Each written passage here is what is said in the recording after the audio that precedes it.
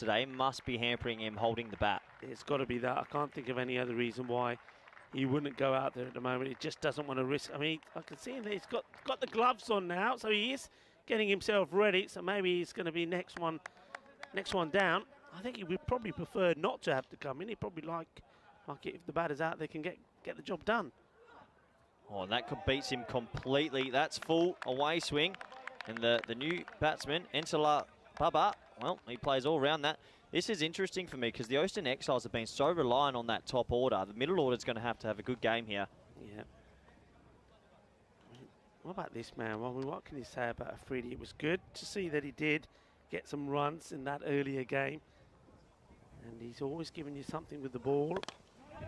Pushed into the offside for a single. And, at the end of the second, it's 27 for 2. So, Rico, I know you've been enjoying the group of death, and after watching the game today, who are you tipping now to get the double chance? Yeah, if you had to pick two. Interesting, very interesting. I mean, VOC, I think I said to you when we were on air last, I still believe that we'll see them in the final because I don't think we've seen the best of their batting. I'm surprised today. They had the opportunity. Don't normally see them bat first, but they had the opportunity to put a big score on the board. Didn't do so, but they still won the match. And I think when you're not playing at your best, when your key players aren't clicking and you're still winning, I think that's a dangerous sign. I think they will make their way into the final. And then, of course, out of these two, who do you pick? Well, Afridi's finding his form. I think maybe Frankfurt. And Frankfurt, maybe they needed that defeat to really get them pumped up again. It was easy into the attack, and that's cut behind point just for the one. And this man's had a really good week. It's easy, hasn't he? With his arm balls and his clever variation, he's bowled really well. Yeah, he has. Look, remember, when these two teams met yesterday, it wasn't a high-scoring match. MSC Frankfurt got to 97, but they were all out with 7 balls to go. Wow. And I know you were spitting feathers. You must have been spitting feathers when that happened, but they were able to keep the Oxford Exiles just to 69, so they won by 28 runs. Yeah, wow, and that was a crazy game of cricket. All 20 wickets falling in the T10. You don't see that every day. So Azizi to the left-handed alley now. It's good bowling, slides it across him. Oh, and he's lucky. Sort of the sand wedge. And I guess lucky he doesn't find the fielder there, Rico. Yeah, I think the fielder probably doesn't pick this straight away. And that's Secunda Khan, the captain. He's normally pretty good out there. He seems to be just a little bit late moving to it. And by the time I think he's seeing it, it's already on its way down. And, has a shy. So I think that's probably more out of frustration that he wasn't able to get there. Oh, he's hit that hard, and he's hit it dead straight. Well, that's safe batting, and I reckon it's gone. Oh, no, it's gone for 4, so 1 bounce 4. Yeah, it was almost there, but what a lovely shot there from Baba. And he's getting his opportunity and looking to make the most of it. His first boundary, he moves on to 6 of 4 deliveries. Yeah, it's a safe shot, isn't it? Not many people put someone right behind the bowler's arm, and good umpiring there by the on-field umpire, signalling 4 straight away. I thought it had gone for the maximum, but no, 1 bounce. And good start this by Austin Exiles. They might have lost 2 wickets, but the rate's really good. Slides in and hits him on the pad. So we showed isn't he, Azizi? Yeah, he's bowled well. We showed a graphic earlier with the pass score over the whole tournament. It's only 102. I was surprised. 102 for the whole tournament. So anything in that 3-figure region, you've got a chance. It's easy, bit short. Oh, he's top edged it. It's going to be the 3rd wicket, and he's gone. Well, that's soft. That wasn't the best of Azizi's balls, Rico. He gets a top edge, and another wicket falls. Yeah, no mistakes there from Paramveer Singh. Taking the catch, and yeah, they do get off to a flyer. Like you said, the rate is not an issue, but they just keep losing these wickets. And Baba, after playing a lovely shot down the ground, this is really soft.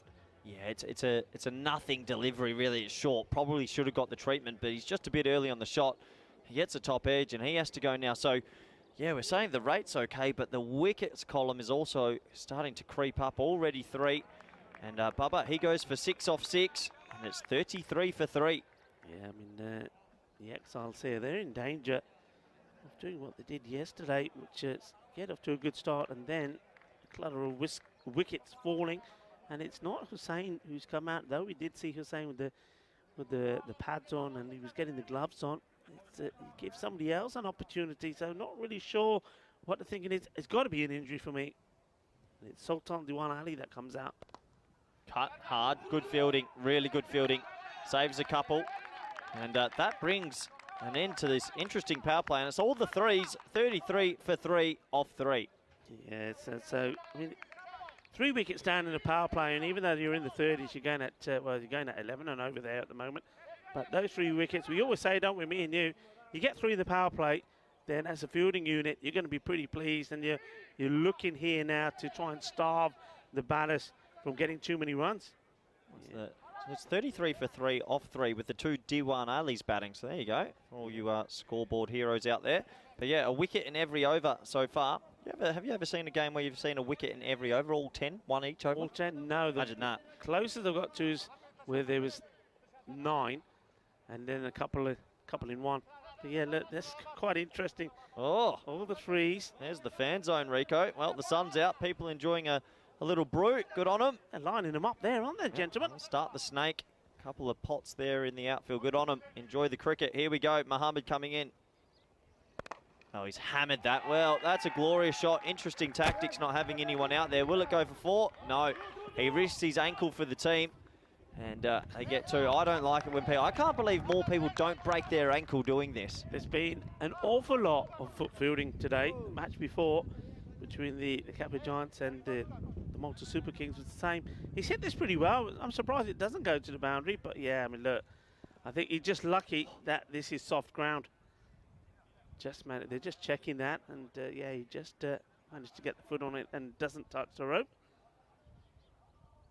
So this bowler has impressed me, Dad Mohammed. I think he's got better as the week has progressed. He loses his shape a little bit, doesn't he? He goes down the leg sometimes, but I think he's so dangerous. He gets wide and fires it in, especially to the right-hander. To the lefty, well, he hasn't been at his best.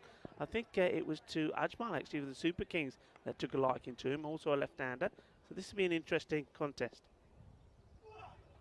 That's probably going to be a wide in his signal. Yeah, it's talking to a few of the players on the sideline. They said there's something very tricky about trying to line him up. He's quite short, skiddy. He has an off-cutter, and they find it difficult to power hit him. Yeah, they're just going a little bit too wide. You see what he's trying to do there. But yeah, he is. He's got quite a straight. There he goes. Little action, not much of a run-up. It's well bowled. It's well bowled. It's a little bit of a loose stroke.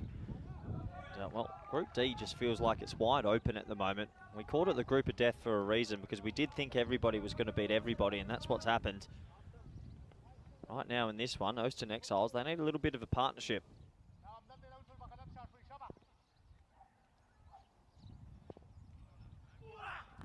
Oh, inside edge into the leg while they scamper through for a single. Good movement from the keeper. He dropped his bat. If he had got a thrown away, you never know. Yeah, is this another plugger? It's good also from Dad Mohammed here, the bowler. He runs down, he sees that the keeper's going to the ball, runs to the other end and gets behind the stumps. Nice to see. Yeah, good running as well. Good match awareness to scamper through for a single there. Every single's important, isn't it? Lefty-righty combination. You want to keep those fielders moving. Yeah, and also that's when you know when a young bowler is hungry, because you see him charging there. He's running the ball. He doesn't want them to get the single off him. Quite a few changes to the field. This is interesting. Looks like the 4 men in the ring are all on the offside with a sweeper, and only 3 men back on the leg side, all on the rope. It's a little bit different. Oh, he's got an edge and he's gone. Well, they're losing 1 and over. It just keeps happening, and he gives it the big Shahid Afridi celebration. I guess you can when you keep taking wickets. It is now 37 for 4. Yeah, this is really well bowled. It's Sultan Diwan Ali that departs without scoring. I believe that was his second ball. And this is all about knowing what you're going to do. And the captain also having faith in the bowler. The captain say, look, I know you got the ability to bowl to this field. This is the field. Get it in the right areas. Get me those wickets. And he's delivered. Yeah, absolutely. So another wicket falls. We've had a wicket in every over of this game. Sultan Diwan Ali, well, he'll go for the silver duck off 2 balls. And unfortunately, if you're an Austin Exile supporter, they're losing wickets at the wrong time. Yeah, there's... well, now the captain does come in. Well, I think he had to. I don't think there was no other opportunity. This will be interesting because, I mean, he's their best batsman, we think, in the team. He's batted really well all tournament, and he's coming out at number 6 here. So We think that the finger injury from yesterday must be hampering him. It's going to be interesting to see how he goes. I'd be surprised if he's batting at 100% because there's no other reason you would come in so low. Yeah, he can't be 100%. He knows that this is a big match. Now that field gets changed again to the captain from the Ostend Exiles, the champions of Belgium. Again, hello to everybody on in the chat. Lots of chat about what their thoughts are about this match. One or two which are interesting. It's well bowled, well played. Run out. He's going to be gone. Oh, he's hesitated, but oh, that's made all the difference. Oh, he's not happy. Well, you could run again here. He's not happy because I think this is all about the fielder here. I think that is Kedar Khan. He doesn't know which end to go. Takes too long, and when the throw comes in, it gets it wrong. And I think the umpire just going to have a little chat with Mohammed Daoud here because of his reactions and just say, look, we don't want to see this. Well, it's a good dive. I tell you what, I hope that's gone to the third umpire. It might be tighter than you think, but yeah, I think the bowler's reaction, he's just getting a little bit of a reprimand here because of maybe a little bit of unsportsmanlike conduct. I know the umpires are sort of looking at that, but you sort of feel there that Kedar Khan, well, it was a good pick up and throw, but if you don't throw it at 100%, then you're not going to get the run out. He was in two minds. He didn't know which way to go, and by the time he had thrown it, it was too late. I mean, when you say too late, it was closer than we thought. But he did get in there, and he needs to stay in there.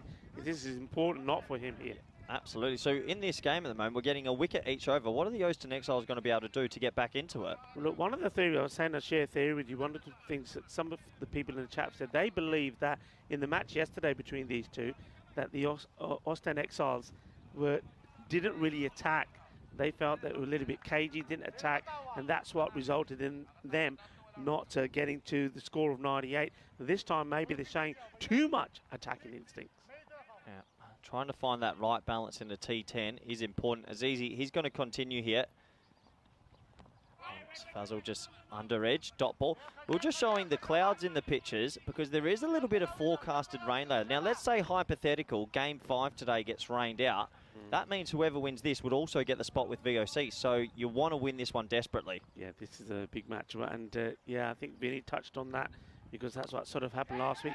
Bit wider, he hit pretty well, and he waits for this. This is good batting. A lot of batters have they see it wide, they swing widely and get an edge. It looks okay to me. Yeah, I mean, it doesn't look like he's got any pain in his hand. I'm really surprised he's come out so low. Yeah, I mean, it is interesting. Decision by the skipper. Obviously, there is some thought or theory to it. Shot. Well, good shot. Uses his crease. He's going to get that for a really needed boundary, and that's good batting. Yeah, nicely played there from the left-hander, Dildewan Ali. He picks the length quickly. That's what this is all about. Rocks back in his crease. We like to see that. Goes back and says, thank you very much. Quick hands. Well, they need a bit more of that. They're losing wickets at the wrong time, and the run rates never really gotten out of control. Frankfurt, they bowled them out yesterday, and they're going to try to do it again here.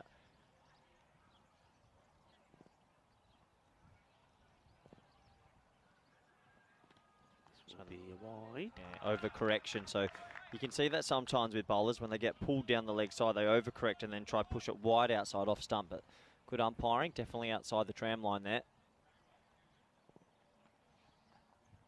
Oh, it's in the air. It could be half a chance. No, it's found a pocket of space. One bounce four. Well, this is what the Ostend Exiles needed. Good batting, Rico. Yeah, this is good. It's just a couple of metres wide from the fielder there, Wahid Ahmed. He can do anything about it. And he does find it in the snake pit. So he's okay. The ball comes out safe. So does he. Nice shot. I mean, look, the problem isn't being them not playing the shots. It's probably been that they've played too many shots and the wickets that have gone before them, picking the wrong ball to take on.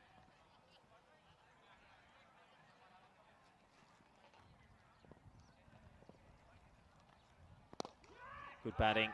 Just pushing it into the leg side. They'll think about it too. It's probably not on, but it's always good to see them push the first one hard because if there is a misfield, you can go. Yeah, this is better. It's a combination now at the moment, isn't it, of good powerful shots and also good running. 49 for 4 at the halfway stage. Remember we were saying 102's par. So they are on track for in that region. Last ball of Azizzi's spell. Pushed into the offside for a single. So bit of intelligent cricket here to end the 5th over. And the score, it's 50 for 4. Yeah, I mean, like you said, the actual rate, they won't be too disappointed with that. It's looking like it's going to be a par score, but any of these two get going. I mean, I've liked what the Diwan Ali has done so far, the left-hander. And if you can be supported by his captain, Faisal Mohammed, they're more than capable of getting good partnership in here and get a good score on the ball. That left and right combination is always going to cause some issues. Yeah, that's why I know a lot of players don't like it when they see a left-hander walking out, because it means when you're in the field you have to do about 10 times the amount of running. Yeah, you've got to be alert. Full straight, clobbered, but one bounce just for a single. It's a wild throw though. They could look at a second. No, really wild throw, and the fielder puts his hands up. So, yep, my bad. That is Dad Mohammed out there. He's just, I think he's been sent out there by his captain just to cool off a little bit. And this is Qatar Khan that's come into the attack here. Steady medium pace bowler.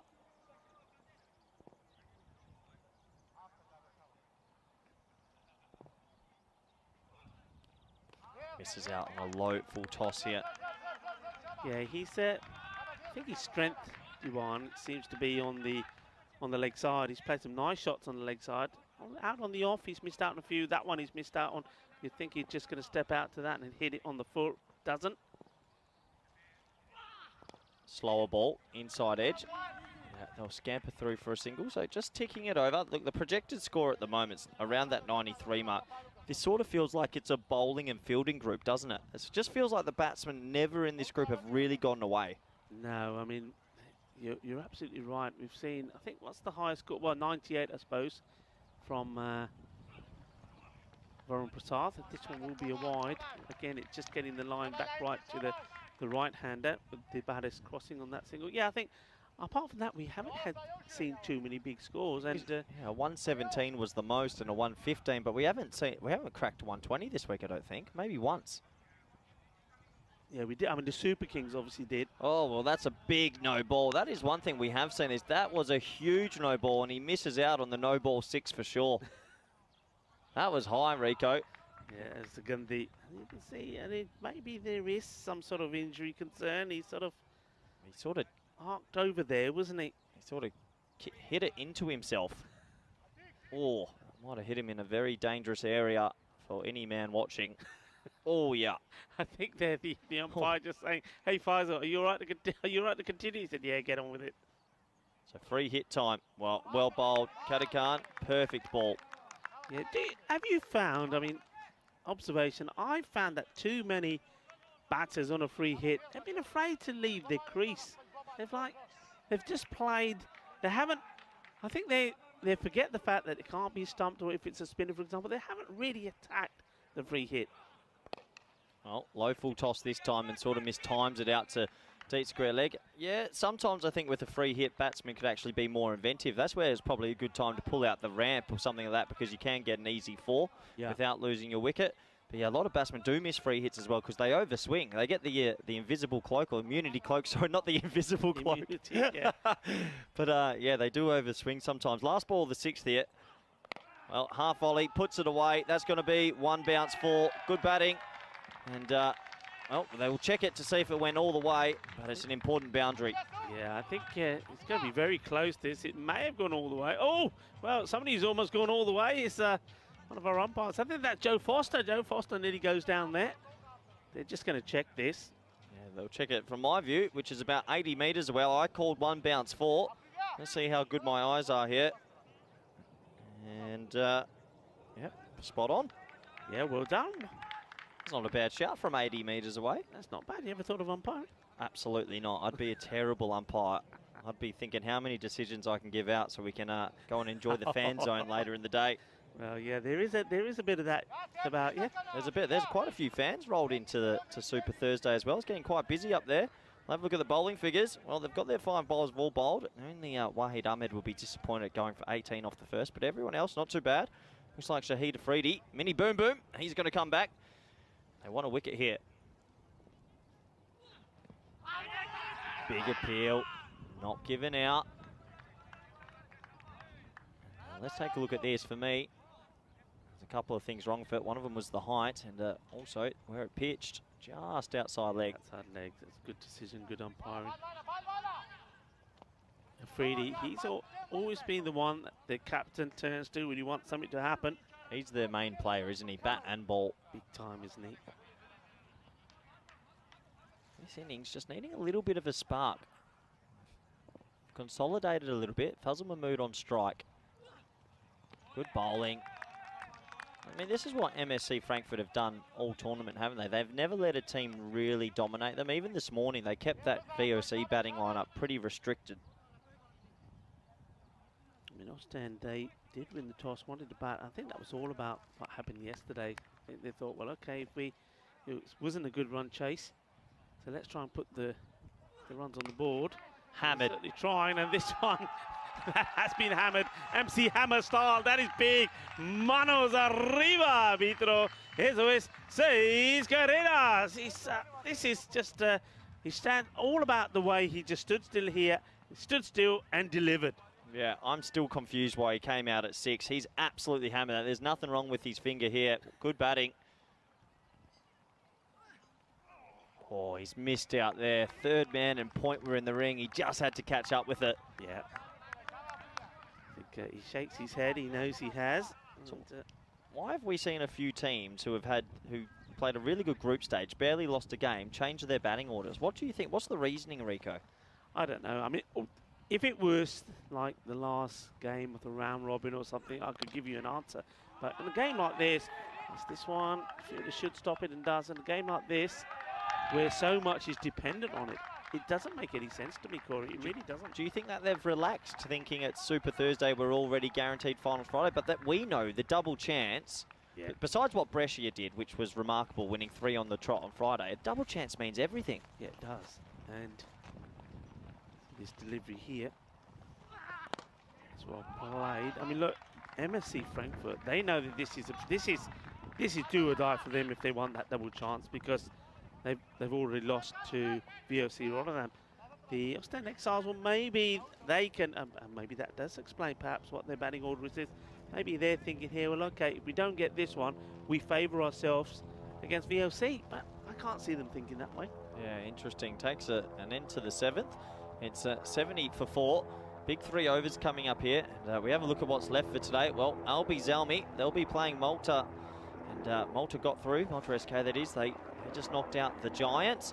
And then later today, VOC Rotterdam, well, they're up against the Belgian Ostend Exiles. Plenty of cricket, Rico. Yeah, that's a big match, and that's what I'm talking about. I mean, the Ostend Exiles would surely not want to, as we see this one, that's a nice looking shot.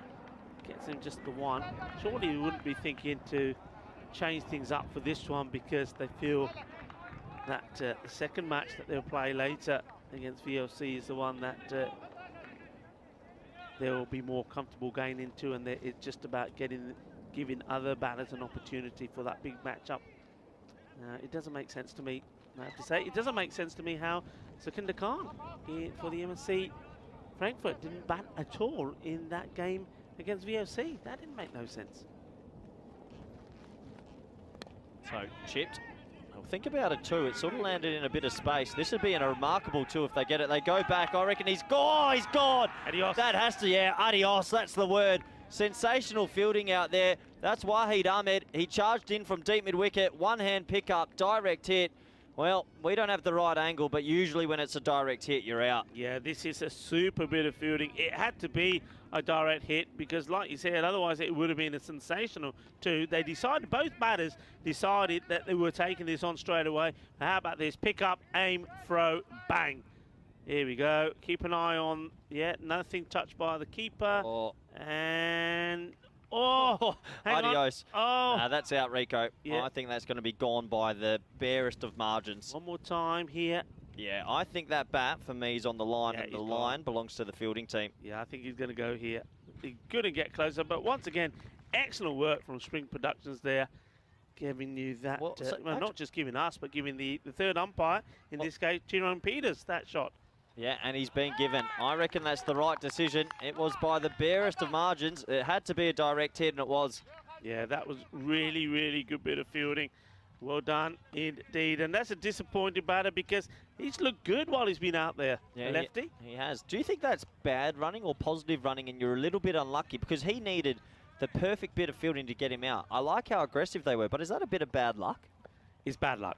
I think it's bad luck. I don't think it's bad running because I think really you're saying, you're basically saying what's the chances of the odds of him picking this up cleanly and getting that direct hit in, because as you saw there, only the direct hit was going to get him out. Bit of bad luck. The question is, do they need to be chancing that at this point when you've still got, you know, plenty of deliveries to come, and maybe you haven't got any a good strong batters to come in now? That's the question you'd ask. It's a game of small margins, and well, that small margin went to MSC Frankfurt, so another wicket falls. As I mentioned before, they seem to pick up wickets at the right time. It's always hard for the new batsman to get set. So 4 left in the 8th.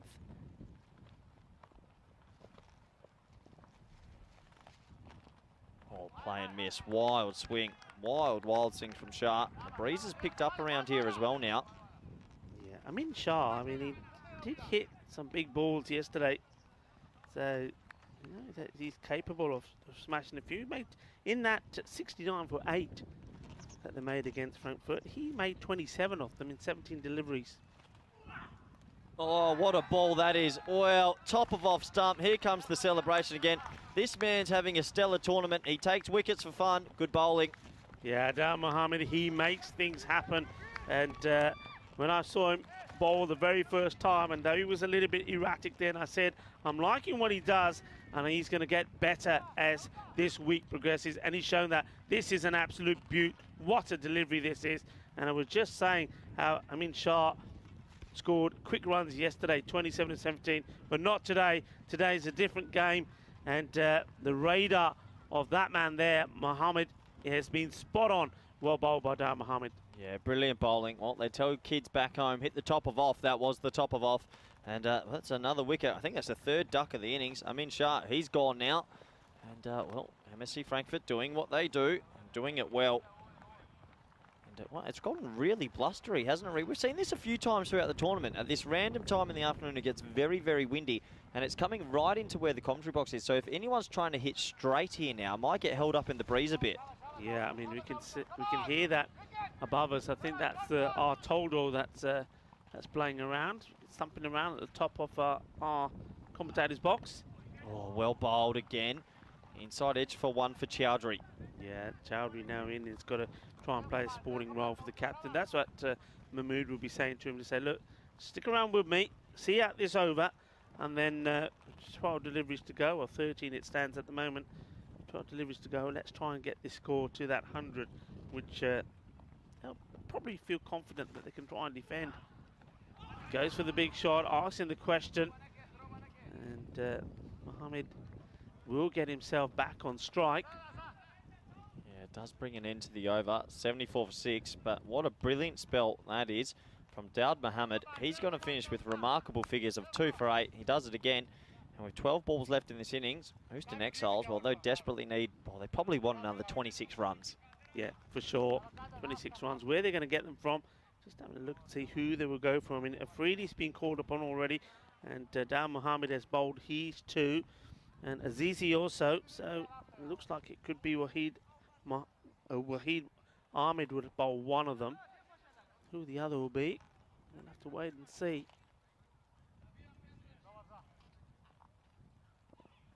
So Qatar Khan comes in. Oh, it's down the leg side. I reckon it might have touched his pad. Yeah, this is not good cricket from the batter. It's a dot ball. He's just missed out, hasn't he? Fazal Mahmood, we know how good he is. He'd be disappointed he didn't catch up with this one. Just skims his pad, so it's not a wide either. And MSC Frankfurt, they're just restricting this Belgian side at the moment. Oh, he catches up this time. A valuable 4 runs, Rico. Poor ball. Yeah, Paul, he tries to get the slower ball in, but it's badly directed. Once more, it's on the legs. And, well, Fazal Mahmood, he missed out on the one before, but he doesn't miss out on this one. And that does goes to the boundary. Yeah, it was a short ball, and he had to put it away, and he does exactly that. Still not sure why he came out at 6. He's looked good again. He's definitely their best batsman. Yeah. He'll want as much of the strike as he can get here at the moment. Oh, high in the air. Who wants it? Someone's got to go for it. It's the bowler. And he snaffles it. That's a good catch in the blustery conditions. And, well, that's the big wicket of the captain from Exiles, Fazl Mahmood. He's got to go. Yeah, that's really well done from Kedar Khan, because that's gone up in the air. We just mentioned, didn't we, before the start of this over, that wind has picked up. It's quite blustery. So this wouldn't have been an easy catch because it goes a long way up. See, he's trying to send this to the moon, isn't he? And it almost gets there, but it comes back down at a pace. That's a good catch. He never looked in any trouble, did he? All about getting himself in position, eyes on the ball, head perfectly still. Nicely taken. Yeah, the old crocodile style type of catch, and well, holds on to it in the end. Fazl Mahmood, well, decided to come in at 6. He makes 23 off 17, the only batsman to really get in during this innings, and he'll be disappointed not to score a couple of boundaries at this back end. He'll be in the sheds now, but it does give someone else an opportunity. Yeah, I mean, going back to that match yesterday, I mean, they did restrict MSC Frankfurt to 97. Got them all out with 7 balls to go, but in reply, they were 8 down and finished on 69. So they're faring a little bit better than they did yesterday with the bat, but they're still run short. They'll need to be, well, even if they can get themselves to the 90 mark, it'll be better. This has been, well, I say even if they can, and if you hit them like that, you certainly can. What a shot this is from Hussain. 6 runs. Well, I wasn't expecting that. He's come right down at the lower order, and first ball absolutely thumped it over the sight screen for 6. Oh, where's he been hiding? What a shot that is. Sohaib Hussain, this is a thunderous shot. Brutal. And he says, come on, bring it on, give me another. Oh, he does get another. This one's skied, though. Could be a catching opportunity. Yeah, good catch. He made good ground. That's a really good snare. Oh, that's Jawad Azizi. He bowls well, he fields well. Another wicket. Yeah, that's really well done. When you knew he was up for it, he said, give me another. Well, he did get another. And, well, 6 was the first. The second is out, thanks to Jawad Azizi. A good catch. Another difficult one, blowing around in the air. And Jawad has it's a harder one. He's got a long way to come in, keeps his eyes on it, takes the catch. Look, that's a good catch because his left leg, just keep an eye on him here. The left leg here just starts to slide. But he does take the catch. Well done. Safe hands. Would you take that? 6 off 2. You happy with that innings? Yeah. If you come, yeah, I'd take that. 6 off 2. It's a good little innings. 1 ball for 6. Next ball caught. But I'll give our MSC Frankfurt some credit here. I think they dropped to 1 in the first over. Since that moment, they have fielded brilliantly. They've held everything, and the bowlers have backed them up. So they're looking to bowl our Exiles again here. 2 more wickets. It's sacrilege to be bowled out in a T10 game. Yeah, it certainly is. I mean, just pushed into the offside. Well, if he hits, he's go. gone. Oh, he's gone. Oh, this is tremendous. Absolutely brilliant. Well, the bowler, he says, oh, no, you don't. Kedar Khan says, what do you think you're doing? I'm not going to allow you to have this. He gets there, picks it up and says, get back on your way. And no run there is another wicket. Could they bowl him out again here? Well, was he even running fast? That, no, he was just having a gentle trot. He was doing a bit of window shopping. There's a bit of sportsmanship and a well, slap off. Let's have a look at this. He pushes it into the offside, and a little bit of window shopping doesn't really get the motor going. Oh, boy. Oh, no. Oh, I think my Nana runs quicker than that, and he's going to be walking back to the sheds. He's gone. Another golden. Oh, we've had some ducks in this innings. Exiles, well, the wheels are falling off. That's poor, isn't it? That is poor cricket. Really is poor cricket. But no, what I was going to say is they lost the match against VOC, but that wasn't their bowling. Their bowling and fielding all the way through has been sensational. Yep. You know, you look at the teams they played, you look how they've contained teams, and even with VOC Rotterdam, look, Tim de Kock, he batted all the way through, but they managed to contain him. He's a good hitter off the ball. They let themselves down with that one innings with their batting. I can't see them making that mistake with this one. I think they'll go back to what they do best. Yeah, that's a fair call. And well, the wind is really picking up here at the ground. The bails blow off from the non-strike end, so a slight delay. Yeah, look at the flags there, and you can't quite see them in this shot. I wonder if we can get a shot of the flags behind the bowler. They're absolutely blowing around, and you can see the umpire there saying, right, I'm keeping my cap on. Here we go, Kedar Khan. Little edge, but into the ground. So just a dot ball, and it's Ahmed to finish. So Well, MSC Frankfurt, they bowled them out yesterday. They want to bowl them out again. Houston Exiles, well, they won the championship, the shorter form cricket 3 years ago. Beverin Cricket Club's been winning the last few years, but they got the ticket back due to their win in 2019. They need to get a couple more runs here. They need a boundary. Good over that from Kidakan. 2 for 20, but also don't forget that run out was amazing as well. Straight, high. Well, he's going to clear cover just, and well, the wind's taking it away. Look at that! Did the wind just take that away from him? The wind just took that. That was going to the boundary, and that's done is it Roberto Carlos when he takes his free kick? Oh, that is going into the cube, and look at how that swung. Oh, that honestly, wow. The wind actually caught that a lot. That's going to be interesting tactics to see if captains later keep mid-off up and maybe put cover back. Yeah, good call. With this wind, I mean, because it's blowing that way, look, we can see it. The flags. That is quite amazing. He's been robbed there, the batter. No one told me in Spain that you get windy weather. I didn't sign up for this, Rico. You can sometimes. I mean, La Manga area, it can be even worse there because it comes down what we'd say like the valley. Shorter ball, good bowling. No tail enders ever like it in the bowler's half. Yeah, this innings, that sort of just I mean, they're still at something that's competitive. Let's remind ourselves, MSC Frankfurt couldn't chase 88 this morning. So even though they're only going to get around that 88 mark, 84, 85, they're going to feel nervous chasing that score again. Yeah.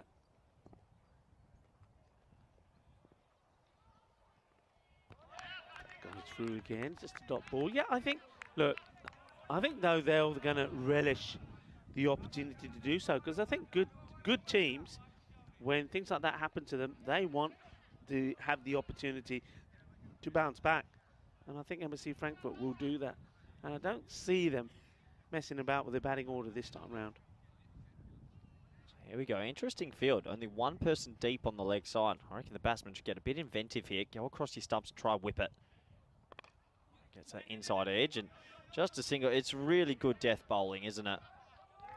Bowling has been, I've been very impressed, in fact, with some of the line of the bowling. I mean, Dad Mohammed has been good. I think Jawad Azizi has been one of the pick of the slower bowlers. Just a bowling week. Just a bowling week. Has been. Do you have a guess? What week do you think was the most runs scored? We had this up earlier, and obviously... Which most runs like, scored? Well, the highest scored in an innings, like how many innings, what would the average rate was? Quickly I go. thought it was Group A. Correct. Group A were averaging around 110 mark. So this group's right down around 98. Yeah. Last ball of the innings.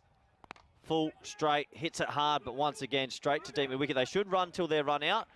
As you've got to try at least. The keeper has a little bit of fun with it, and there goes the bail. So it's going to be one and run out off the final ball. MSC Frankfurt, well, once again, they're a strangling sort of lineup. They've bowled well, they've fielded well, and they've done a good job here because Houston Exiles, well, they changed their batting order a little bit. They hit 2 big sixes in the very first over, but in the end, they will be bowled out once again.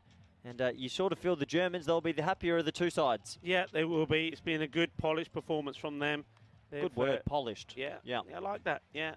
And you said there was that one blip, wasn't there, early on, the catch going down. But since then, they've been good, they're ruthless. They want to come back with a bang. Look, they wouldn't have liked to have lost that game against VOC. I think they were a little bit shocked for it to happen. I think I heard you say in the commentary, this is MSC Frankfurt's to lose. And they did go on and lose it. I mean, I don't think it was very smart cricket from them. I don't think the batters did themselves any justice, but they're looking to prove that right. And I think teams like this, they will get those blips, and maybe they won't mind that they got that blip, because of course in the back of their mind they'll be thinking, if you're unbeaten all the way through, you're thinking, look, what happened to Carlton? They went all the way and lost in the final. Maybe getting that defeat is going to make them stronger and better. Yeah, absolutely. So at the moment, MSC Frankfurt, they've got their noses in front. Let's look at the highlights. Well, look at this, Rico. A little bit of shadow boxing. I was pumped up. What's going on there? I was a little bit pumped up for this, and so was Suleiman. He went bang in the first big six. That was to start the game. Wakas Ali, he went for a golden duck, little feather, and this was the only mistake in the field, the dropped catch. Yeah, that was the only mistake early on, and we thought, well, how important could that be? Because Mohamed Suleiman, he was timing the ball beautifully. And this one was an incredible hit. That was on the back foot, hitting it all the way to the boundary. I thought, wow. And this one, he gave it everything, but it went straight to the hands of the fielder. And you can see Mohamed Daud, he was absolutely over the moon with that one. And, well, I think he's quite a feisty character because he had a few words said to him when he was bowling as well. Just a little bit overexcited, taking the wicket, but they took the catches and they fielded really well. Yeah, absolutely. There was some nice shots in between and a bit of fancy foot fielding, but this is where in the middle, MSC Frankfurt just kept picking up wickets. And it was that man, Dawud Mohammed. Yeah. His 2 overs in the middle, no one can hit him in this Group D so far. No one can hit him. I mean, he's sometimes his own worst enemy. But this was the run out, the direct hit. Well, the bat had a mind of its own as well. The bat was gone, and so was the batsman. Yeah, and this was that Dawud Mohammed. This is the perfect ball for all you kids out there. Hit the top of off stump, and he's done a really good job. Fazal Mahmood came out late. He did bat okay, but unfortunately he was dismissed just before they tried to explode. Yeah, I think he's the sort of batter, as we know.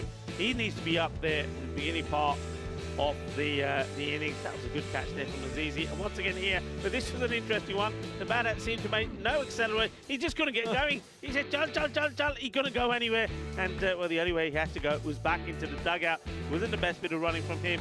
And then here, right at the end, we saw the run out and the wicketkeeper just having a little bit of fun. 88 on the board, 89 required for victory. Again, like we said, we like that word, polished. A good polished performance. Yeah, very good polished performance. Let's take a look at the batting scorecard here. And, well, Suleiman threatened at the top with 22 of 7. Diwan Ali, 18 of 6. And Fazal Mahmood, well, we touched on it, 23 of 17 coming in at 6. I don't think we'll see that again. No, I don't think you will. I think they've got some thinking to do here. I mean, I'd like to find out the reasoning for the change up there in the back. I can understand Mohammed Suleiman for sure. That makes sense to me. I think he's a good, clean striker of the ball. Have him up in the power play makes sense. But at the expense of your captain going down to number 6, nah, not for me. No, not for you. Let's take a quick look at the bowling scorecard. And, well, you said the word polished, Rico. Who were the most polished of the bowlers that you were really impressed by? I think Azizi was good, but, well, Dawud Mohammed, he was sensational. I really do like what he's doing, and we see that coming up. That should be reflected, really, in those analyses. So, Dawud Mohammed, 2 for 8. That is incredible. And then Jawad Azizi, he took 1 for 18, but good figures there from Afridi as well. Afridi would just always give you something, and that's what he's shown. Well, they'll want him to give them something with the bat as well, when they no doubt he'll be opening once more. He did get into the 30s in the last match, so maybe now he's up and running. Yeah, absolutely. And Oostin Exiles, well, they ended up on 88 bowled out, but I'll remind you, this morning, VOC Rotterdam, they hit 88 as well, Rico, so this game's not over just yet. Yeah, it's not over just yet, and we've seen already the 2 matches that we've had today. They've been close ones. They've gone down to the wire. They've gone up and down like a roller coaster. This one could be the same. Absolutely. So join us back in the next 10 minutes for the all-exciting run chase. Thank you.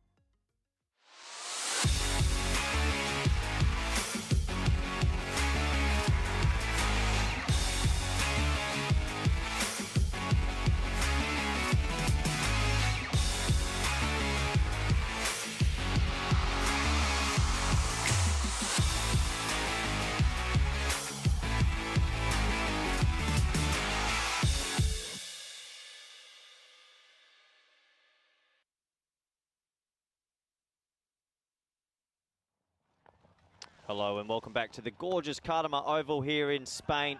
Sunny Spain, a little bit windy Spain today, but we're at the halfway stage of this, well, crucial T10 match between the Austin Exiles from Belgium and MSC Frankfurt from Germany.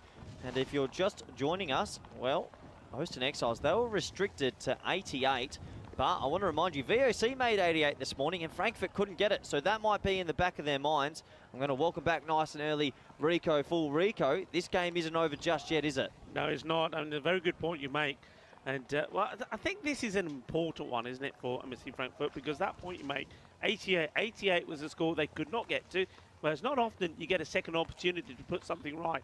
And though it's, again, a different opposition, but they have got the opportunity this time to say, right, okay, let's get that out of our heads. It's 88 again. Let's go out there and let's do it. Yeah, absolutely, because if you're a bowler on the Frankfurt team, you're doing your job. 88's a good total to restrict the opposition to, so now you want the batting side to stand up. Yeah. So here we go. Chowdhury's going to start with these little away swingers. Deep mid wicket, deep mid on. And, well, it's that boom boom man again, Shahid Afridi. He's at the top of the order. He did make a few runs this morning. He looked like he was finding some rhythm. The umpires almost set. Looks like it's... they are set now. Here we go. First ball in the run chase.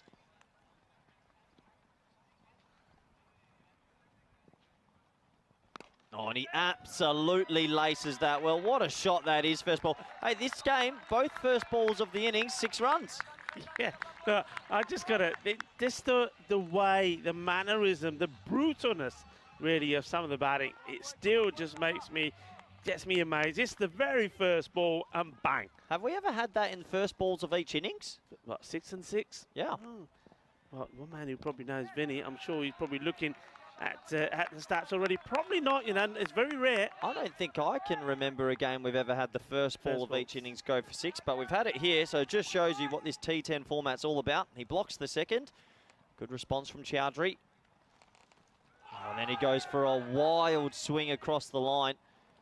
And, well, another dot ball. I'm going to ask you a question here, and sure. You can take some time to think about it. Okay. So you're a coach. Let's say you're a coach of a team that has got these sort of players, the likes of Freedy. I mean, how do you try and change this raw talent to play cricket a little bit smarter? How?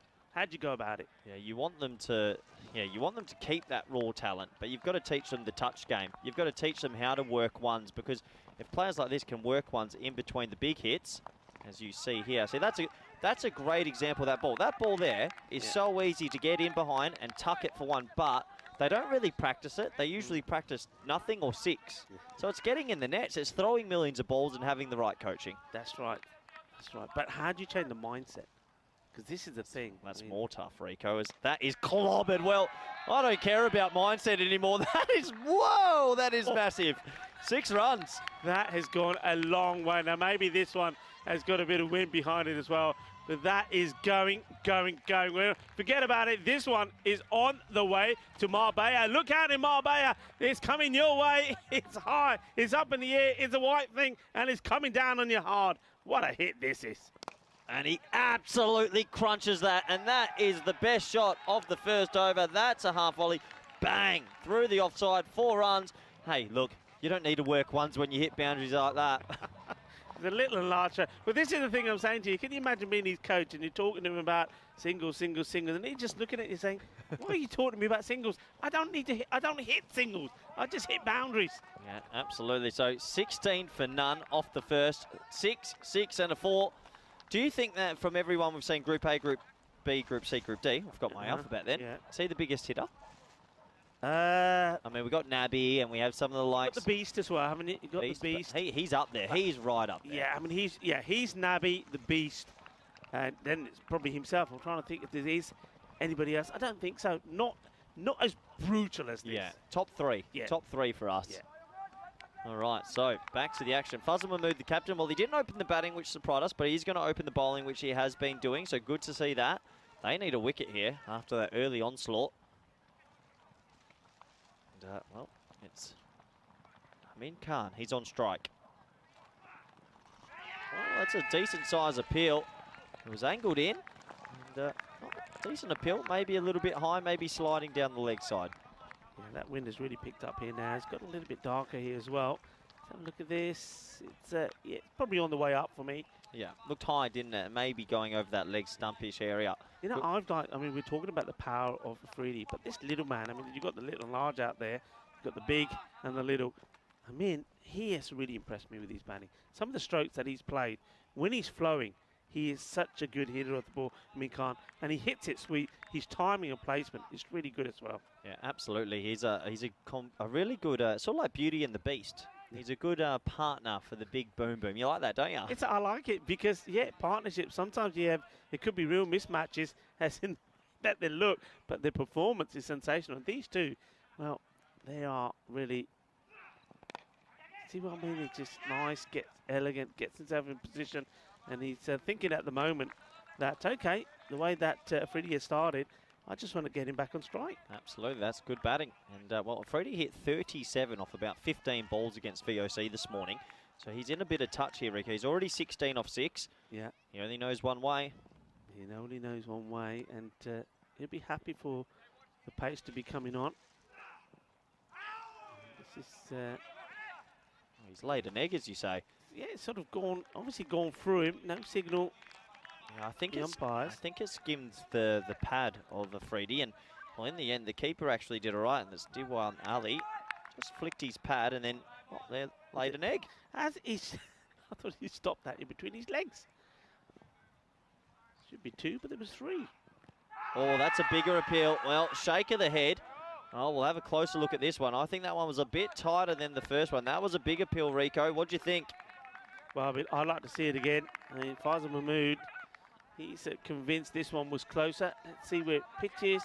It's probably gonna, from the angle, because he's gone quite wide, I think it's probably gonna carry on down that line, maybe just miss leg. Actually, I think he might have given it runs. Maybe it was leg byes. Anyway, it was pulled into the gap now. They'll think about 2 because this is into a gap. Just a single. Yeah, it was given runs because he's moved on to 17, so maybe they thought there was a feather edge on it. Big appeal, though. So, 19 for none. Freddie on strike. I have a feeling he's going to get this one. I want you to give me a big balle, because I have a feeling. I think this is going, Rico. Yeah, he's got to be careful, though, about the winner. Now he's a power. Let's see. This time it's just a classy shot. And he says, well, I could go big, but I'm going to be a little bit clever as well. You say it's about being smart as well. That is smart. Good shot. Yeah, good shot. 23 for none off 2. And it's really nice to see a big batsman, powerful batsman. We know he's good on the leg side, but when you get width, you have to adjust. And he adjusted. That's a really nice shot. Like the technique there. Like the way he said it's like an artist, isn't it? And like you say, an artist used the brush to paint what he's doing, and he gets in shape. And as an artist would, he just maneuvers that where he wants the ball to go. Lovely shot, classy. Well, we have a look at the table here. This is for the top 3 that are vying for the double chance. This is really important because if MSC Frankfurt don't get the runs, then Belgium and Euston Exiles and VOC Rome, they're guaranteed. So they have to win. Yeah. High in the air. This is a catching chance. He's got to hold on to this. He does, and he's rolled onto the rope. It's going to be 6. It's on the rope. Yeah, he's caught it. It's a good catch, but he's rolled onto the rope, Rico. Well, game awareness of knowing where you're standing is important. Yeah, well, look, that's really unfortunate from the fielder. That's Mohammed Sulaiman. Kenda mera catch ho, mera far le aao yaar, main kitte dig piya, line de upar dig piya, lag gaya, shakka. Well, so disappointed for the fielder.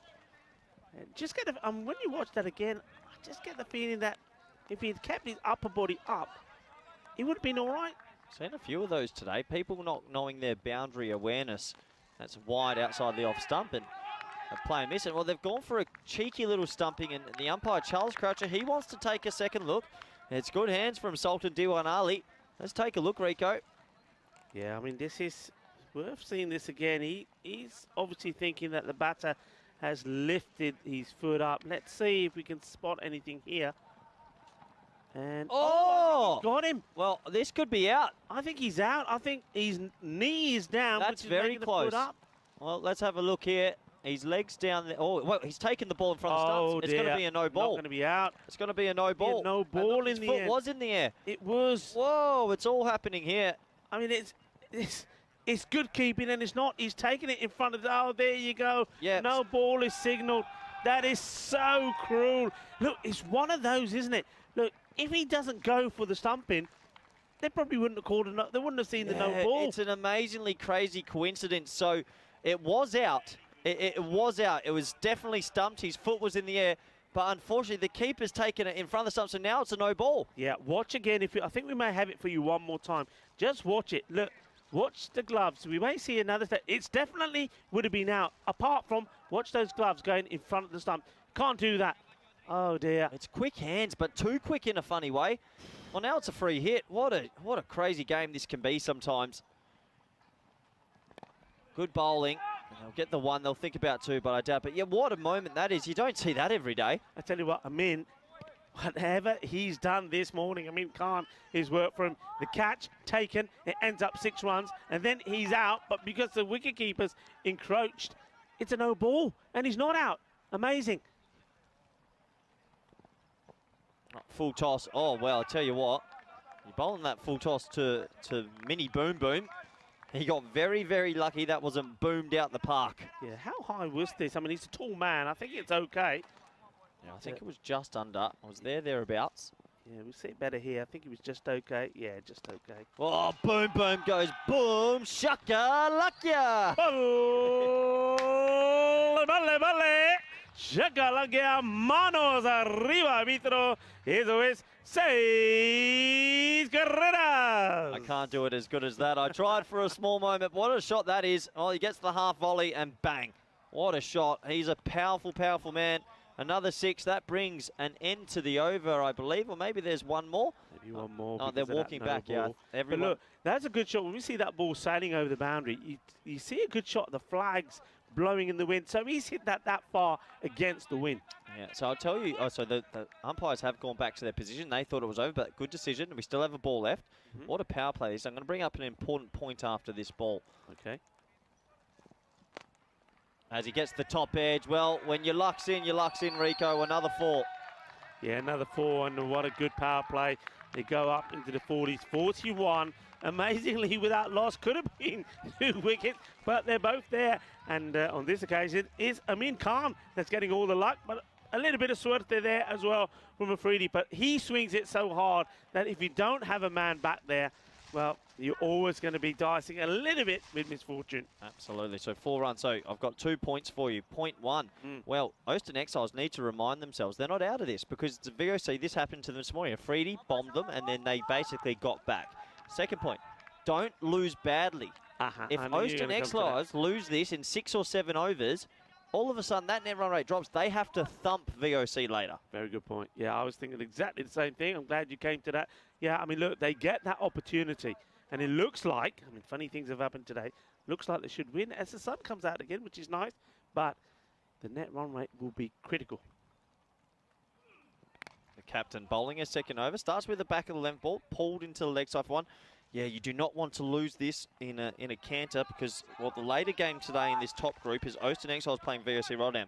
And that would mean Austin Exiles need to make up for how big of a loss they've had. So this game isn't done by all means, but there's a plenty of permutations that are going to come into it. Freddie, 31 off 12. Well, high, clobbered, 37 off 13 now. Hits the side screen. What batting this is. Yeah, I mean, it's just brutal. That's the way he bats. This one is not off the middle. It's from Freely low down the bat, but he swings, he hits hard, and it goes all the way. Yeah, he's finding his touch. I mean, Vinny spoke highly of him before the tournament, and now we're seeing it. Clobbered again. Oh, this is brutal, Rico. 4 runs. Is this hurting the captain, Faisal Mahmood? It's coming on. He wants something to happen, but it's not happening. 6-4, and he's wanting more, and maybe he's going to power himself to a well-earned half-century. This is worrying signs for a lot of the other teams because, well, Afridi, Mini Boom Boom, is starting to find his form, and with him playing well and 1 or 2 other batters in there as well in that lineup, well, this is worrying times for the teams. He's coming good when it matters. Oh, full toss, and he respectfully hits one. He's not mid. There's nothing mini about this man. He's like the Hulk. He is big. Clobbered's the only word I could think. He absolutely clobbered those 2 shots. Well, Mini's come on to strike now, but, well, Yeah, you're right. There's nothing mini about him, and you should be calling him Big Boom Boom. Shot into the gap for one. It's a little bit like Matthew Hayden and Justin Langer, this partnership. You got one big man that goes powerful down the around, then you got little Justin Langer hitting the one side to side. Yeah, I'm pretty sure, though, Amin Khan will be looking to play a few big shots himself before this this match is over. He's got the ability. A 3D on 42. Sliding.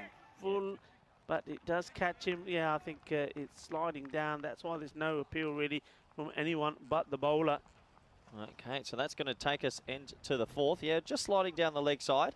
And, well, that's going to be 55 for none after 4. And, well, we want to say a big hello to all our viewers out there on the European Cricket Network watching the European Cricket League.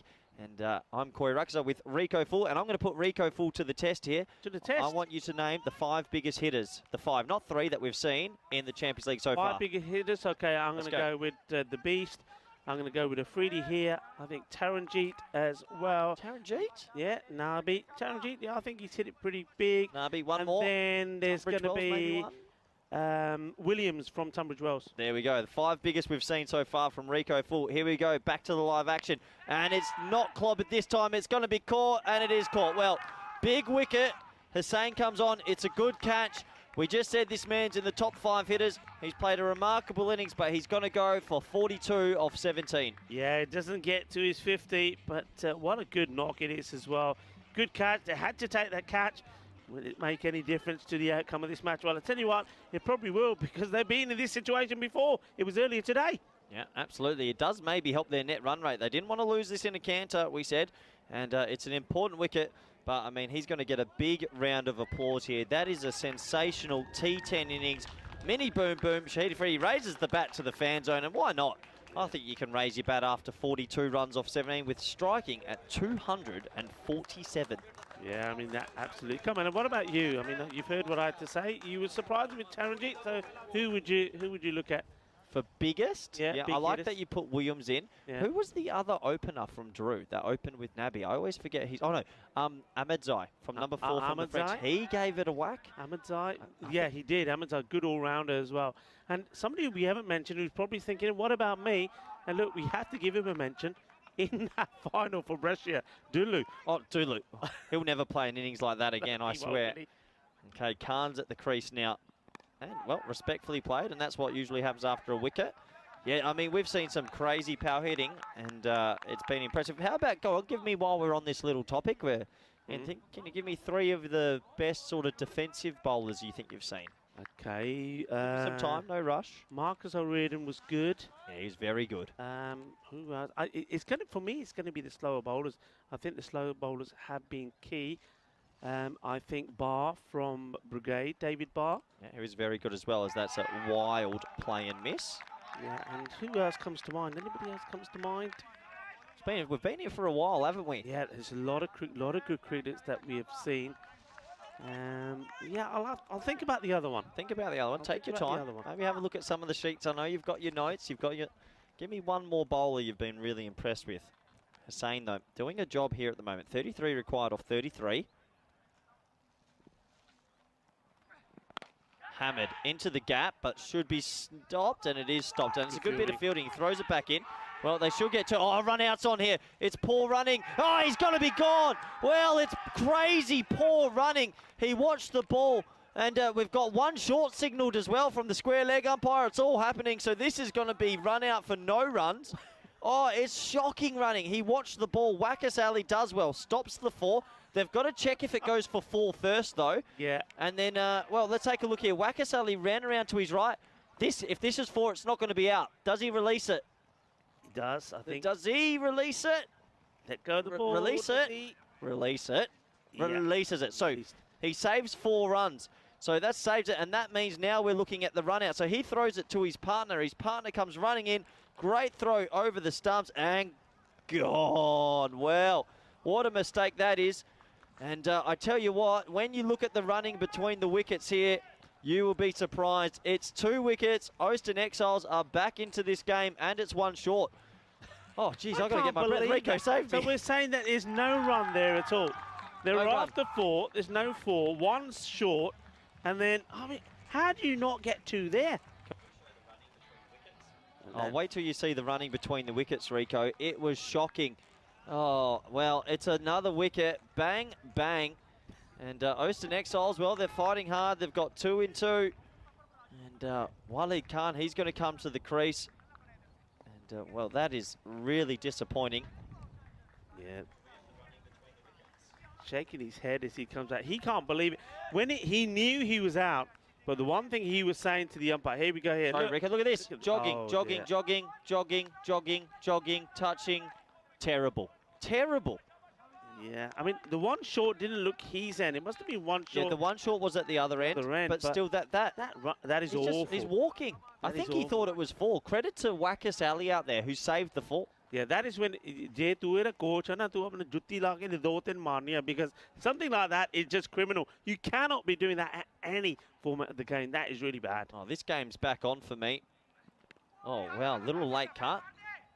And well, he throws it, and they'll think about a second, but definitely not there. Well, we saw this morning against VOC Rotterdam, MSC Frankfurt got off to a flyer in the chase. Yeah. They then lost 1 or 2 wickets, and they capitulated. It can't. Lightning can't strike twice, can it? Is that a thing? Yeah, well, it's that score 88. Oh, don't. Oh, Is it the 13th today? Is it Voodoo Day or something like that? That could be their number, their voodoo number, if you like. Tucked around the corner for 1. Good, sensible batting. Well, it brings an end to a good over and a bit of chaos cricket. It is 58 for 2 after 5.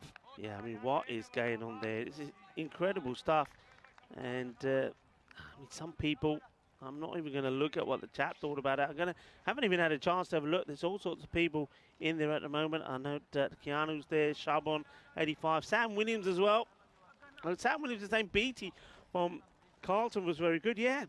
Yeah, I think he said earlier really as well. BT. So the one that comes to mind, I can't remember the first. I think it was probably Wasim Abbas. Had that strange action, but always picked up wickets. Yep, absolutely. I mean, we've seen such good talent throughout the first few groups, and we've got another group coming next week, which is ultra exciting. But on this match right now, it looks like it would be an easy victory if you've just tuned in, 31 of 30. But I'm telling you, MCSC Frankfurt, well, they made a meal of it this morning. They can't do it again, can they? That's a nice shot. It's into a gap. Good fielding. One hand stop. Yeah. Oh, I tell you, you can feel it. You can feel their energy. Host and Exiles, they're making a fist of this. So Fahad coming to the crease now with the ball. He's had a good tournament as well. It's a little bit short. So he was saying that last over, I mean, it's incredible. It only went for 3 runs. He did pick up a wicket. Then he had that crazy run out as well. And it just puts a bit of pressure on MSC Frankfurt. But it's nice to see that the captain, Sikander Khan, has come out. He's on strike here now. Shot straight into the gap. Clever batting, calm batting, 4 runs. Yeah, I mean, that's why I was surprised in that match against MSC Frankfurt. We just didn't see him. And I'm thinking, what is he doing? He was there and he just wasn't coming out. And I think, skipper, you've got to go out there and do your job and finish it off for your team. He did it in that one. Let's see if he's going to do it in this one. Yeah, absolutely. So he gets the 4 there, and that takes off the pressure just a little bit after a bit of chaos in this match. They are in still complete control. Only 5.55 required. Oh, leading edge. Oh, I tell you what, I say this a lot. Oh, you have to have your point and cover tight, especially when they need to go less than a run a ball. Yeah, I mean, this goes up in the air for a long time. Look, it pops up, and yeah, we don't actually see the fielder in the shot there. I'm just wondering if you see he's walking in, but maybe he's just not tight enough. Maybe he needs to start from, I don't know, where he ends up. Maybe he needs to start from a couple of metres in the circle. Oh, Fazal Mahmood, the cover fieldsman's quite tight. He needs to be in that sort of line as well. The same line, yeah. Yep. High. Wow, what a shot. Well, we thought there might have been a bit of pressure. That takes all the pressure away. That's a big 6. Did he catch it? Nah, I think he takes it. He's got a big smile on his face. I think he may have caught this off the cube. That's Aiden out there and doing a grand job. Along the ground, might get another chance to look at it. Does he catch it? Good shot, though. Quick hand speed, bang. Says, there you go. Fetch it. Let's have a look. Bounce. On the bounce. On the bounce, but still took it cleanly. End of the over.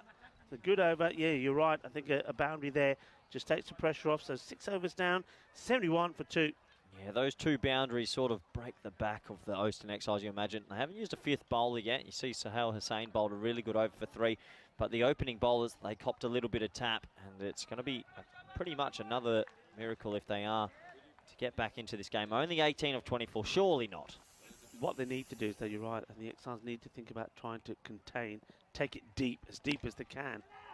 Yeah, if you take it deep, that protects your net run rate. I'm not a mathematician or perfect on net run rates, but I'm pretty sure a big part of it is how many overs the opposition face to chasing the score. Yeah, and I think if the other thing is if you lose and it's done before the 60 balls, the 10 overs, they don't take that into account. They will still say that you've had the full quota, so that makes it even worse. Good batting, just guides it for 1. This is where we think the inner ring fielders could be a bit tighter. He throws it pretty hard, almost collected him then. Sekinda is doing a bit of the old limbo dancing there, trying to avoid contact with this one. This would have hurt him. It's aimed right towards his back. Here we go. Watch. Whoa. Almost. No, one way or another. 2 singles to start this over.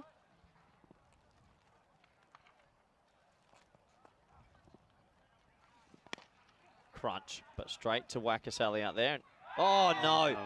Well, I was just about to say he won't miss that. He's missed it. 4 runs. And, well, that really, really hurts. Yeah, sometimes things like this sum it up. He's not going to be happy about that at all. And he's just totally taken his eye off it here. He should have no issues without it. There's no problems with the bounce. Lazy. But maybe, yeah, lazy, and maybe it's the shades. Maybe without the sun, it's a little bit dark in there. Well, he wants to go to a dark place and hide for a little. He won't want to see that again. Comes walking down. Well, that's one of the shots for a single. I got a little bit excited. You thought he was going all the way, didn't you? I thought he smoked that. Are they going to sneak through for a second? Going. Hang on, they're getting 2 from it. Oh, they could go be 3. They want to take 3. We're going to see 3. Oh, would you believe it? Look, this is incredible. We saw 2, and it was nothing. And now we've seen what should be 1, and he ends up being 3. It's all happening out there. Well, I was right in the end. I knew it would have been a couple of runs. It's thrown in from the deep. It deflects off the stump. They steal a 2nd run. It gets thrown again, and they steal a 3rd run. So have a look here. It gets thrown in. Slide your bat. Yeah, they go bang again, get the 2nd run. And then this gets thrown in wildly, and they get the 3rd run. Chaos. Adil Diwan Ali, what he was doing there, I don't know, but well, big swing here, trying to finish this in style. Well, now they're playing purely for net run rate, aren't they? Win it as quickly as you can without losing too many wickets. Yeah, big swing, missing out. And it's nice for the captain to see that Waleed Khan is starting to get into the sort of form that he showed earlier on in the group. Sekinder Khan himself has been good. Sekinder, I think for me, once again, he's shown that he's got to be the one that perhaps opens up with a 3D. Slower. Oh, and going for the foot stop. Does get a bit of foot on it, but when you've got fielders back there, I don't know why bowlers do it. This is not going to go to the boundary. It's always going to be 1. Why break your foot? It's a natural reaction just to stick the leg out, but that will bring an end to the 7th. As you see, this gets swatted at him. A little bit of foot fielding, and like I said, into the 7th. The score, 81 for 2. I guess, well, if we actually look at this game, I think Austin Exiles, they'll be disappointed. You still got to make 100, but this is the game coming up, and this is the 2nd eliminator, Rico. It's going to be an interesting game. I mean, again, Malta Super Kings have just stayed alive, haven't they? They did the double over the Cowboy Giants, so they've given themselves another opportunity in this eliminator. So, eliminator number 2. And, well, Al Bazalmi, they've had a nice, easy day, haven't they? They've been able to relax. They've been able to come to the ground leisurely. They've, you can see them out there now, having a stretch there in the background. But it's a big match for them, and they. Who are you tipping? I think the Swedish champions will do it. I just think that there's the batting of the Kings just haven't clicked, and I think the way that Al Bazalmi were yesterday, they're tight with the bowling. And they've got a couple of good batters there. They still haven't shown us their best, but they're getting there. Whereas I think with the Malta Super Kings, they're relying too much on 1 or 2 players. And I think Aftab Khan also out of the attack, that will hurt them as well. Yep, fair enough. It'll be an exciting match, so make sure you do stick around after this one. This one coming to a close here. Only another 8 runs required. Full, straight, edged, caught. So there's a wicket. It's a bonus wicket. And the batsmen are arguing with each other.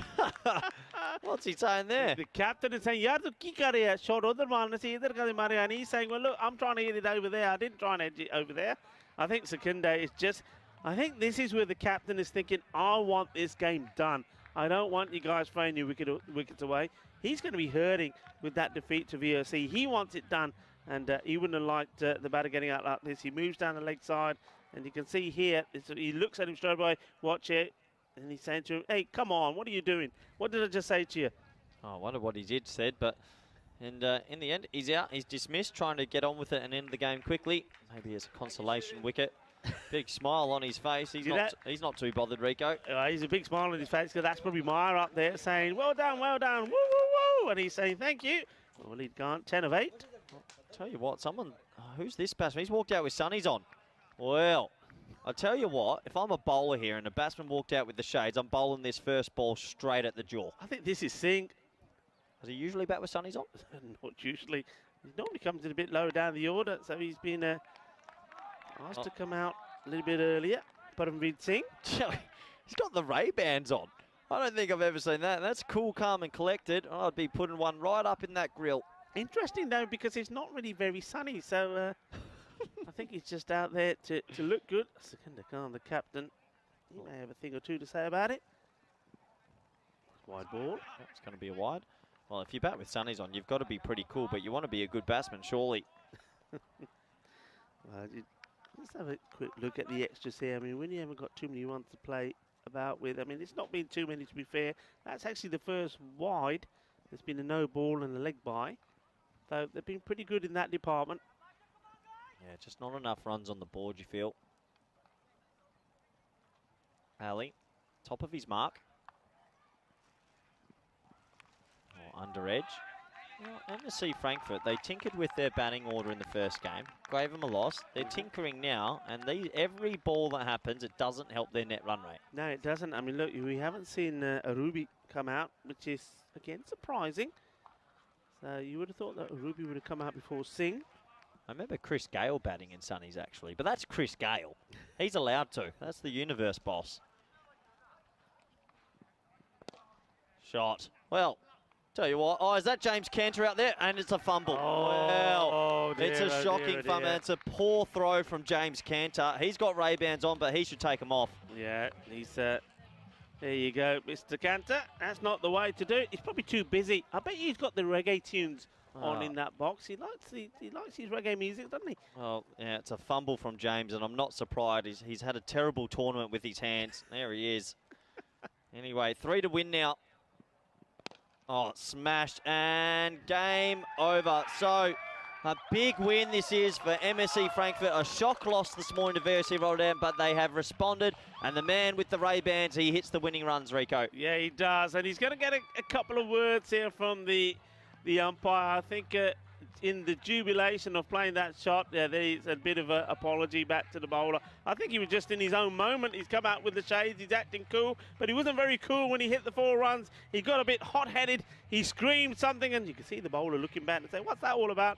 And then the sheriff there, it had to be the sheriff, just calming things down and saying, hey, come on, we don't need that. And then it's nice to see Paramveer Singh there saying, apologising straight away. And now he's, well, that's what we like to see. This is what this tournament has been all about. These European cricketers coming together, not just being competitive on the field of play, but being the best of friends and buddies off the field as well. But a good victory there. It's one that MSC Frankfurt needed. They needed to bounce back. They needed a victory. And finally, the captain, Secunda, he has something to smile about. Princess Leia. Princess Leia, yes. Well, there's a bit of Avatar about that as well. Wasn't that what did they call the... You know, the flying birds in Avatar? What were they called? I don't know, but I don't know.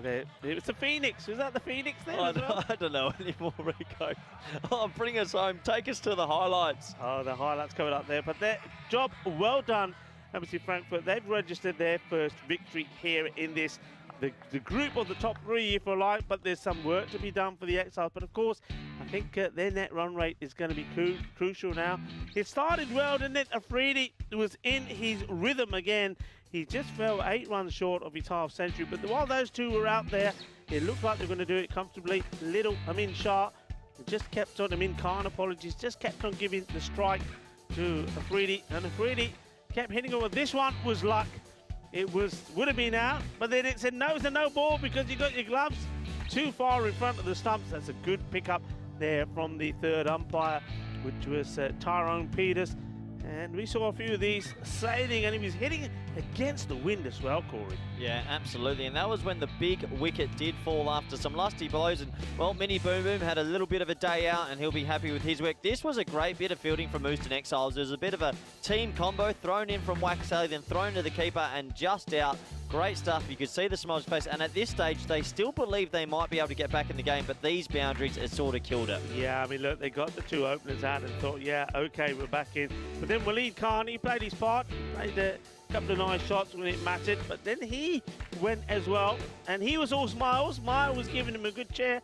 Well, the captain, Sakinda, was not. He wanted the job finished, and Paramveer Singh said, I'll finish it for you, and look, he was pretty happy about it as well. But they were happy.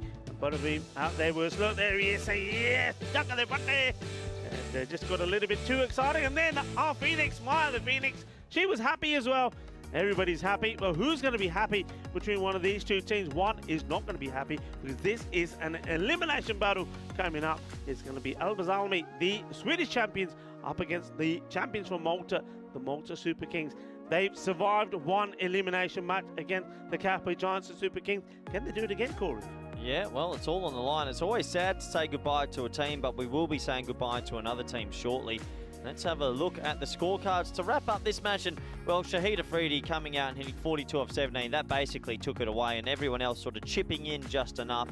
Only 3 extras, but you got to think they just didn't hit enough runs, did they? No, they didn't hit enough runs. And I think, I mean, are we seeing the Houston Exiles as one of those teams a bit like Drew from the French champions, where they can hit the ball very well. When it's their day, they will score big runs. They will get to the 120 or 130s, but they're not able to adjust and change their match to suit the needs of the match situation. And in those occasions, like in this one, that means that they're not going to get the sort of runs on the ball that are going to win your matches. Yeah, they need to find a way to play, with a little bit better balance, because if you lose wickets early all the time, it's hard to post a score. Looking at the bowling figures, well, it was pretty tough. Sahil Hussain, he did a good job, 1 for 13, 6.5 economy, and everyone else tried their best, but it was MSC Frankfurt. They won this comfortably, and I'm going to be interested to see the net run rates now, because later today, VOC play Ostend. They're not out of it just yet. If Ostend do win, well, then there's a chance that they'll go above VOC or above them. We could have every team on 1 win each, and then it's net run rate time. Yeah, you're absolutely right. It all depends on how they win. They have to win well. So the Ostend Exiles, you see there, lost this. So basically, both those teams there have lost 1 apiece. VOC Rotterdam have got 1 to play as the top 3 do battle. And that is going to be against the Ostend Exiles. It's going to be all important game. If the Exiles do win it, it's going to be down to the net run rate to see which 2 will go through. Here we go. Have a look. Yeah, so basically that loss, negative 2.6 is quite a lot. They play VOC, so they need to make a 3-point swing, because if you add 2.6 and you add 0.4, so that equals 3, and then you have to win, say, by 1.6. They lose then by 1.6, and that would make the swap. There's a lot going on. Yeah, it's probably due to a lot of people.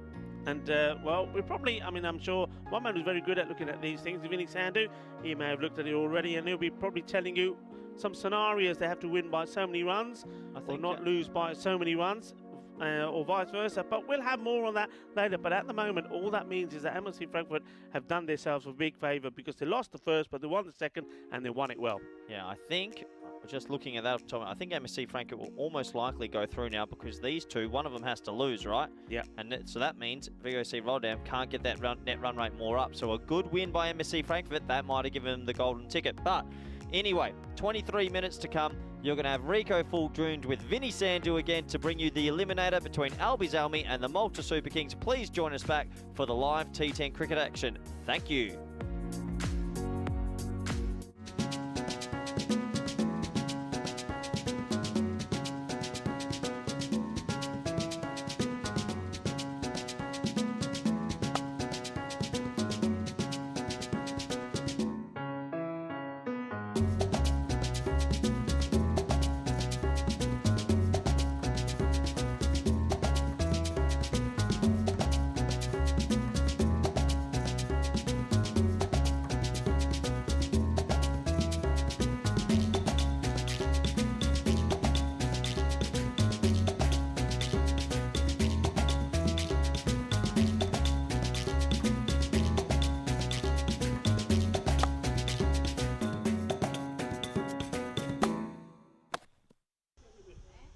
Play cricket on the Crossrail song.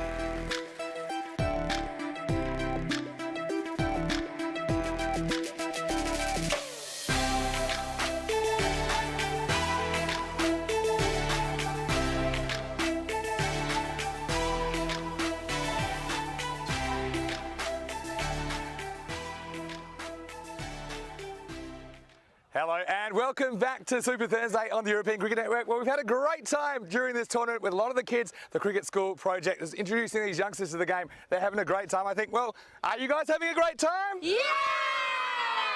I'm going to be having a great time too watching this next match. It's Eliminator number 2. Two teams again. They will show. One will stay. One will go. Albie's Army, the Swedish champions. They are taking on the Malta Super Kings for the right to survive in ECL 22. Let's go over to the match referee. It's Rob Kemming, who's with the two captains. Back to ball. So it is bet to ball that comes up. Bikram Aurora, he won the toss for the Malta Super Kings. He says we'll have a bat, so they won't have that pressure of tracing here in the second eliminator. And Albie's Army, the Swedish champions, they got a free pass this morning. They're here. They had a few injury concerns there. Alizai, I think it's a really important player for them. Can Rahel Khan, their captain, click? But Malta Super Kings, they had a close call, didn't they, against the Giants, but they did survive. And, well, it'll be very interesting to see which one of these two teams survives. So, kids, what's it time for? What are we going to do? Play some cricket! All right, let's go over. As we see, Ringo Full is in the comedy box. Let's get ready for the first ball. Loving that. I can see the stumps have been broken there as well. Watch out, watch out. Those kids are running wild. Well, look, I think we had a young Aftab Khan look-alike there in the back as well with that hairstyle. Loving that. And Vinny, Mr. Maximo, he is so good with the kids as well. And just love seeing him out there with having fun. The umpires, Asad Ali and Tyrone Peters make their way out, and a smiling Rahil Khan, the captain of Al-Bazami. Had a nice chat with him and his team. That's Taj Hussain there as well. Lovely bunch of lads, and well, they're really looking very nice in their kits. And that's Azam Khalil. What an important player he is for them.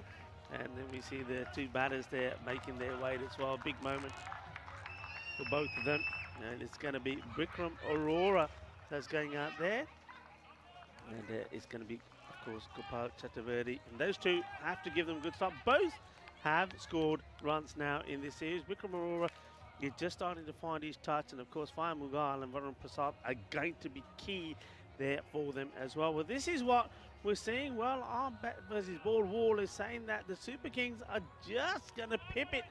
And runs average, well, there's not too much in it. Runs against either 103 to 108.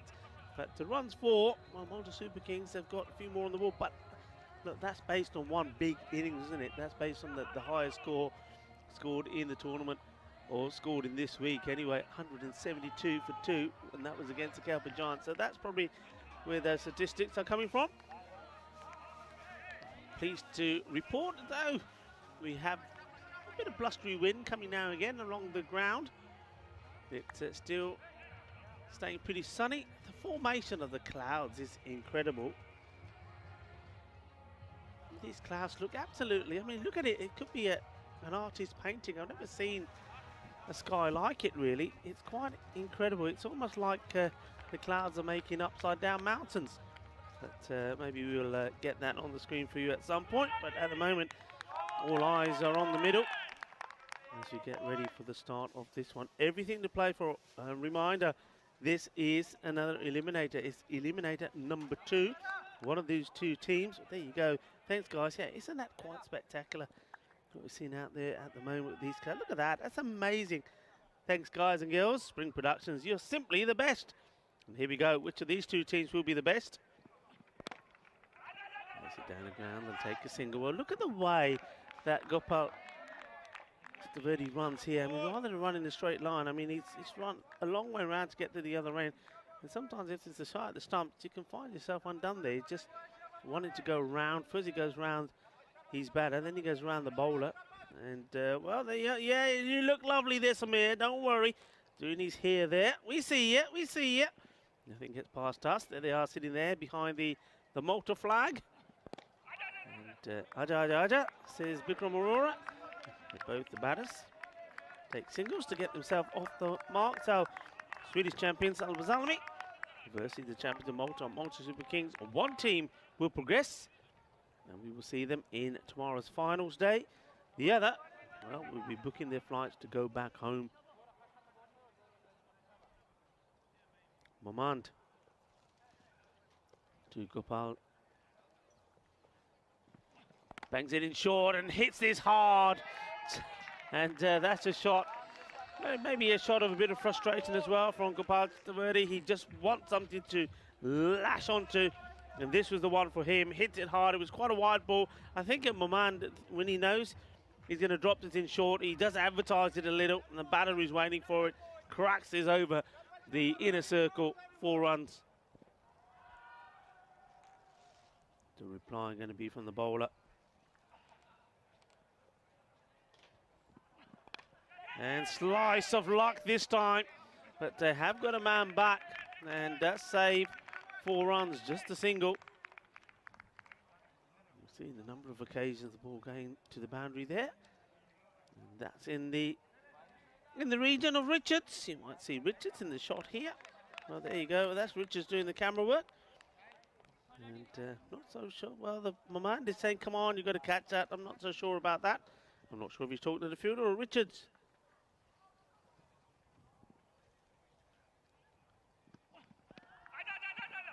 Nicely played, chase on for the fielder. He's got to get down, and he doesn't.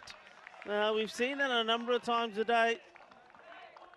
And that's a chase there by Afzal. You've got, as soon as you see this ball here, you've got to get that slide in.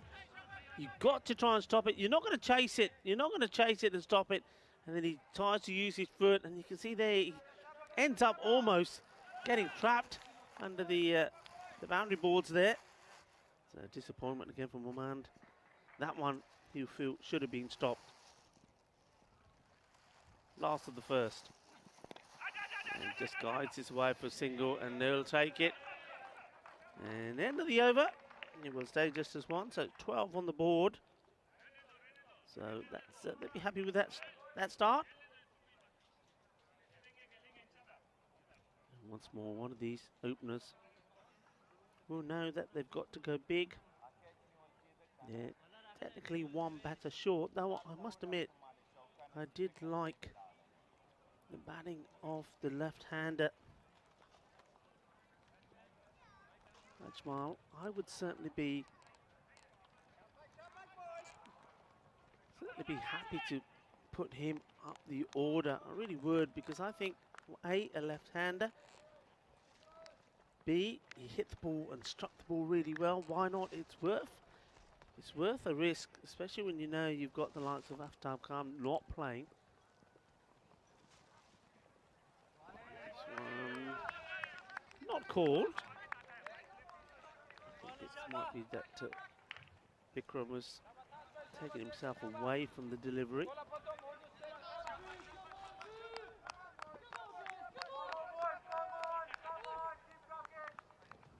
Sneaks it in. That's Qureshi. Oh, he's asking the question, and they're looking at each other. Both the bowler and the keeper were quick to go up here, but the umpire, Asad Ali, was quick to signal the wide as well. And a little conversation. Yeah, I don't really think there's anything here. A bit of a conversation between the batter and the bowler as well. The non-striker, that is. Just trying to convince him, nah, it doesn't touch anything. Would you believe him? Oh, this one, that's well bowled. That's Qureshi. I heard Vinny say the other day, we've been impressed with him. Does get the ball in the right areas, and this one, I think, yeah, I mean, you see it touching the line, maybe further down, the back part of the line, but as it goes past the batter, I think that's inside. I think that's a good call. Once more from Asad.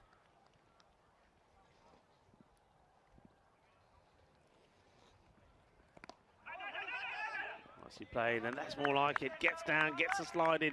Good bit of cricket all round. Nice shot from Aurora, and it's Usman Jabba who makes a stop. And he's got protection behind him as well. Good backing up from Niazi as well.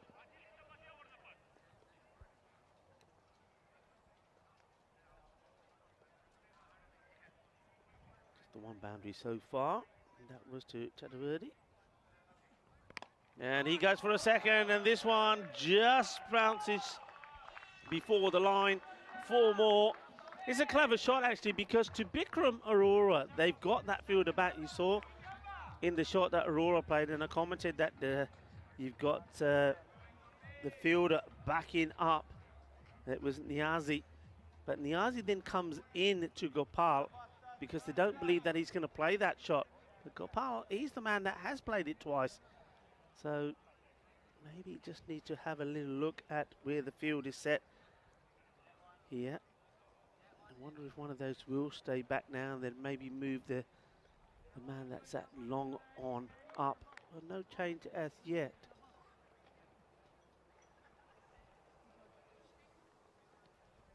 This will be looking to maybe pitch this up a little bit further or be more into the body of Chaturvedi. A little bit of discussion going on there. The umpires have just been instructed to wait. Maybe something that the scorers need to catch up on. And we still wait. That has turned out to be a beautiful day in Costa del Sol. Yeah, it looks like we're ready to continue. The heart of Malaga. Here we go. Qureshi once more. And he does bang this one in more at the body. They go for the single. And well, they may even make two here. They should. Well, he's not looking. Bikram Aurora. Well, he does go for it now. Maybe, oh no, it could have been a disaster if he did. Bikram Aurora, you've got to be watching the game. The running has not been the best, has it, today? I mean, Vinny Sandhu would have been in the fan zone when we saw that 2-run, but it was nothing. It ended up being a wicket in the end. I'd love to hear his thoughts on that when he comes back into the box. But yeah, the batters have not run very well today. There's been too many disastrous run-outs. Asking the question, the batter doesn't want to go. The umpire waits, thinks, and then eventually puts the finger up. So Bikram Aurora is the first wicket to fall, the captain of the Super Kings. And I think that's one that the umpire just saying to the skipper there of the Maltese champions, well, are you going to walk? Do you want to go? And he decides not. And then the finger comes up. Let's watch this. Tas Qureshi. Yeah, he's got the feather, hasn't he? You see the movement there as well. Good catch taken by the keeper. And he gets his marching orders, does Bikram Aurora. And the last couple of innings he's played, he has managed to get in the runs, but not this time round. And he falls for 3 of the 7 deliveries that he's faced. And it's the keeper Zia taking the catch. Tas Qureshi. Thought he may have had a wicket earlier with that one on the leg side, but he has one now. No complaints this time. 2 overs have been completed as well. That was the final ball of the second over, so 19 for 1. And Qureshi does get the breakthrough. And we've gone with Fayan Mughal to come in. See, this is where I would take the gamble. This is where I would have gone with Ajmal, the left-hander. Say, look, go out there. Just hit the ball big. His pace is still on. And talk about hit the ball big. He's gone all the way over. Yes, it has. Balle, balle, balle. Ginna Sona Shaka Lagya. Well, this is what the Super Kings need from Gopal Chaturvedi now. And he's picked this up so cleanly. What a lovely hit that was. And one bounce. And that goes into the Al-Bazami dugout. This one hit straight back over the bowler's head. Doesn't really get any power in the shot. Takes a single. So an opportunity for Fayan Mughal now to get going. He batted very sensibly in the last match for me. He just supported Bikram Aurora when he had to. Made sure that they got that victory to stay alive. And this time, hits this fairly well. In comes the throw. And good backing up. Gopal is there quickly. You see once again an example of that wind as it starts to pick up around the ground. The flags you see there in the background. you an indication of what the wind is like.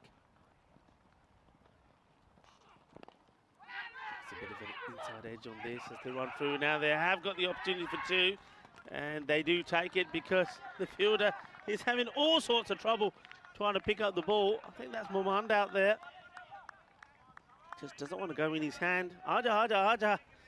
He's saying to the ball, and the ball is saying, Maniari, Maniari, Maniari. There we go again. Look, first doesn't get it here. Then he goes for it second time around, and still is not able to pick it up. In the end, had to pick the ball and himself up. 2 runs. Good running.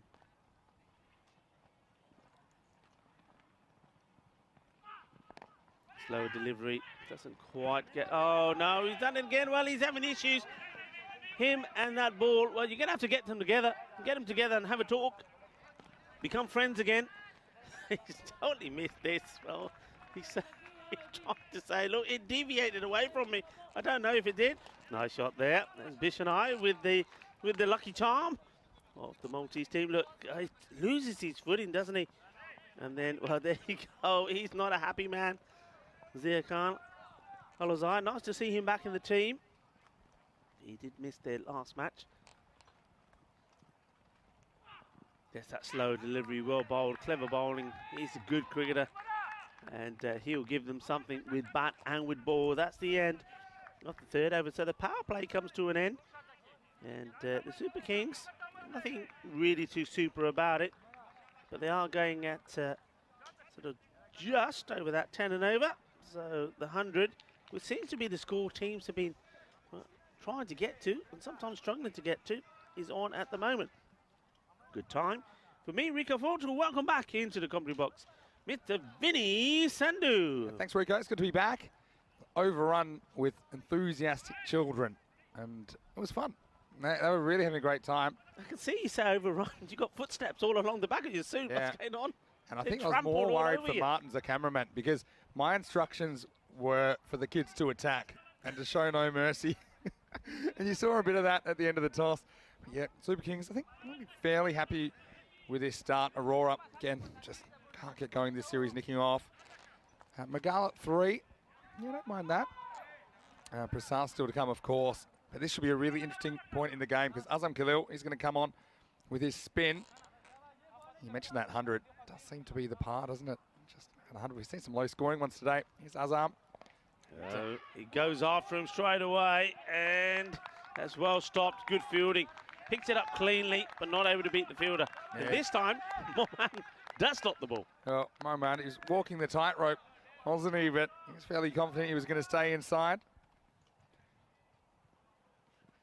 He goes for this, and I think he's got a fair piece of it. But the fielder is almost going to get there. Well, clangs out of the hands of Taz Qureshi. But what he does do is he saves 6. Yeah, I mean, Taz Qureshi does well. I mean, at the moment, it's very, you can see what he's saying there. I think he said, that's a win, it's a win. It's very difficult to see this. We've seen the wind pick up some of these deliveries. I think well, what do you think there? You think he could have caught that? He could have, but he didn't. Yeah, I don't think he wasn't going to get carried over the rope. Oh, I think this one's fine. Yeah, I think the foot is probably just in the air, not touching the rope. So you see there, the rope doesn't seem to have moved at all. Sure if they will want to have a look at it again. I think that's okay. Right, because the ball's ejected here, so it doesn't matter what happens next. What's going on? McGowan pushes for a single. Gives us a chance to look in the live chat. Oh, John Tucker, he is here at the moment, and he's actually in the fan zone. I met him, and hello to you, John. I hope you're well. And I know that Maya's here as well, so a bit of it's a Luck Alive live chat. This one just pushes, wants to run. Well, Azam makes him hustle back. I mean, it's extraordinary they couldn't get a run there. I also want to say hello to Andrew Batchelder, asking hello to me and saying, am I back for another hat trick of burgers? I just had the one. Yeah, the Maximo burger at Molly Malone's in Cohen. Do recommend it, $10.50. Have you not been back? They saw how quick I polished the first one off, and so they said, it's good to have you, Vinny, but just, not so often. No, it's good value though, just saying. But, well, it's the end of the 4th over, and the score now is 36 on the board, 37 now with that one, 37 for 1. And look, again, it's wonderful to have your company, no matter where you're watching from around the world.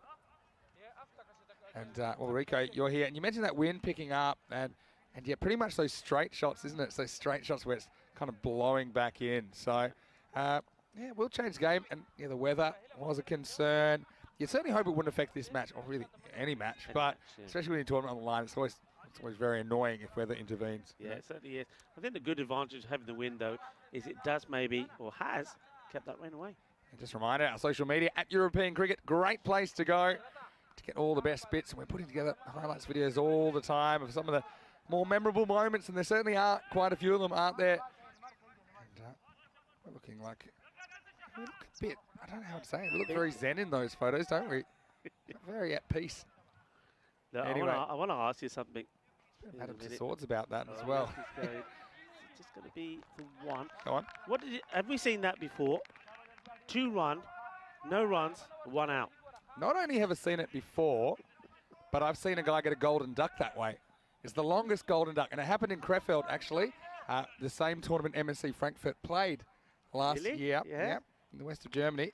Oh, this is heading, and it's heading out of the ground. Maximo! Oh, heads up in the fan zone. As Magal, he's a powerful hitter of the ball if he can get going. And this one gets taken all the way, 6 runs. Yeah, it just helps us along the way, doesn't it? I think this Kookaburra is thirsty. He's after somebody's Victoria here. Watch the bounce. Watch out, gentlemen.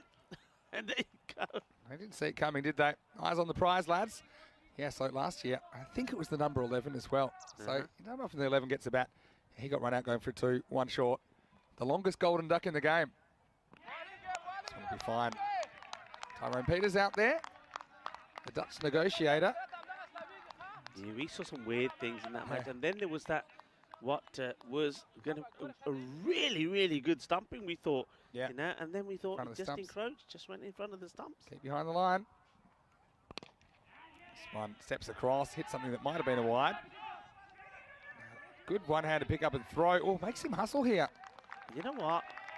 It's been a couple of times. He's just been a little bit slow. Fine Magal getting his bat down. Good one-hand pick up and throw, though, wasn't it? Yeah, this was a good throw. And if this one, you know, I tell you what, this could have been interesting if this hits the stumps. Here's the throw. Yeah, Alizai back in the lineup. Let's have a look. Oh, he would have been out. Honestly, I think if that hits, he's gone. Yeah. Just.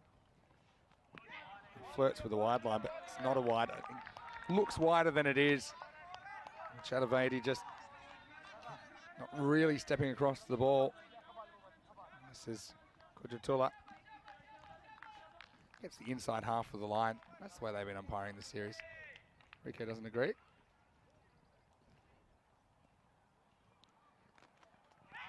This time steps across, and I think he does actually step across pretty early here. So yeah, Chatavadi, it's a little frustrating phase for him. Yeah, frustrating phase there for Lee Tuck as well, the manager of the side.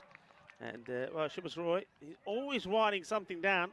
Maybe I can borrow his notepad at the end of the match, just to the see secret diary. what he's put down there. 5 overs down, 45 for 1. It's been the name of the game today. Just haven't seen teams stringing together 10 overs and getting those 100-plus scores as easily as we have seen early in this tournament. That might be all about the finals pressure. Chatavadi is still there, though, 25 off 16. Just the captain falling in the first half of this. Azam Khalil's going to come back. That was a pretty good over from Kudratullah Mirafsal, I have to say. Azam is charged, but just pulls this in a little bit shorter, I think. So just the single. We'll say hello to Johnny Grimmer as well. He's saying hello to us in the chat, and hello to Kitty as well, who said she loved seeing the kids. And Kisma saying good umpiring. Well, it's nice to see some good umpiring comments in the chat. Oh, this is pretty close. He's going, he's walking, he's actually walking. Well, how about this?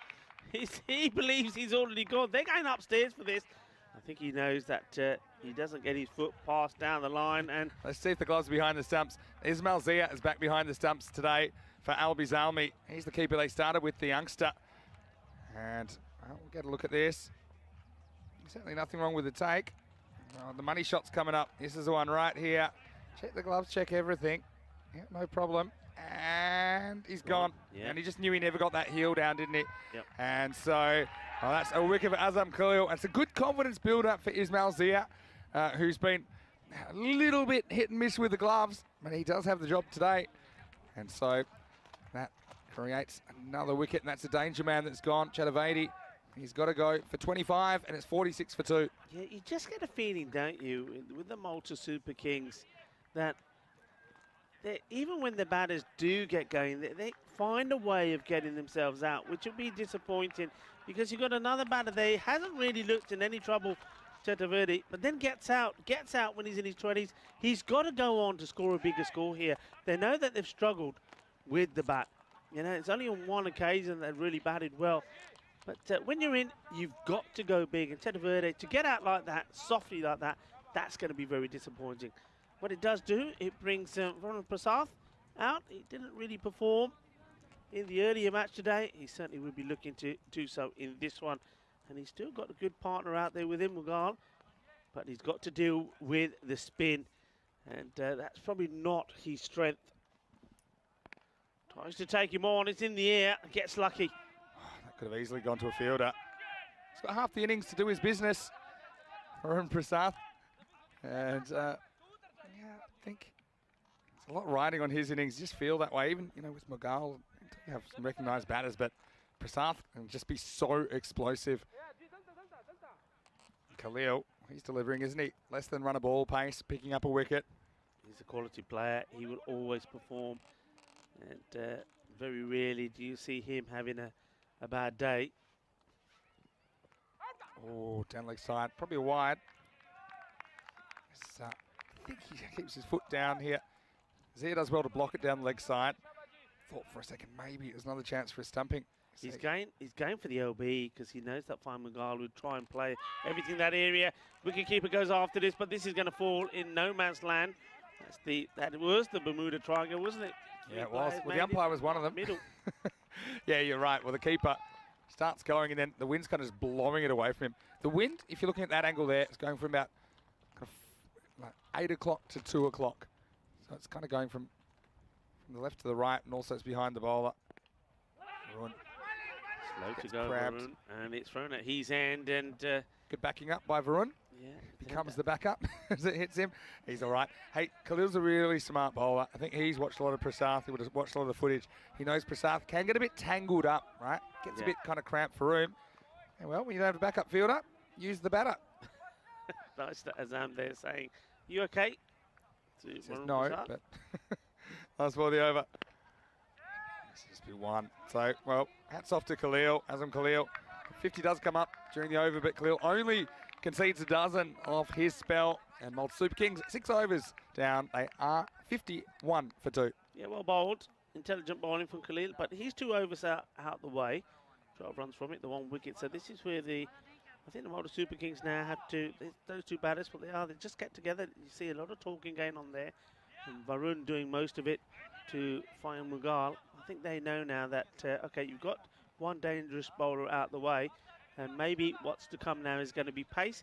I think they'll prefer, both these batters would prefer the pace on the ball. So it's going to be an interesting spell here. They're looking to maybe just get one good over in to get back on the target, to get to that sort of between 100, 110 mark. They're going at around 8.5, so a little bit below where they need to be. They need a bit of acceleration to come somewhere. Here's the Alizai. Little off cutter, bites back at the batter. The chase is on. And predictably, we see some bootage from Taj Hussain. And question about how many teams will make it to finals day. So the answer is, well, we know 3 of the 4 teams. So the answer is 4. There's 4 teams. The top 3 from the round robin being MSC Frankfurt, Austin Exiles, and VOC Rotterdam. They will for sure feature tomorrow. They'll be joined by the winner of this match. Goes for it, hits across the line, but picks out the fielder. Just going okay, aren't they? But it'll all be about if the Super Kings can launch in this final 3.5 overs or so, whether they can kind of touch that 100, or if they get at this pace, they're kind of heading for 85 or so, which, yeah, you can defend, but I think it'll be pretty tough going.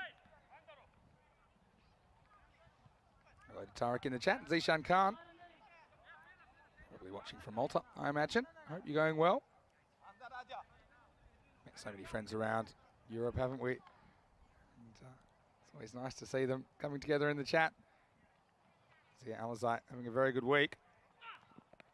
And again, bowls his good off cutter. Now this one gets in the gap, and once again, we see some foot fielding. So that was smart running because they knew, okay, using your foot, that means it's not going to be in your hand very quickly. Yeah, I think if you pick that up with your hand, then you're not allowing it to, but it also means Prasath is back on strike. Yeah, that's good running from Prasath. You can see what he did. He guides in that place, and he's ready to come back straight away. He knows he's running to the danger end as well.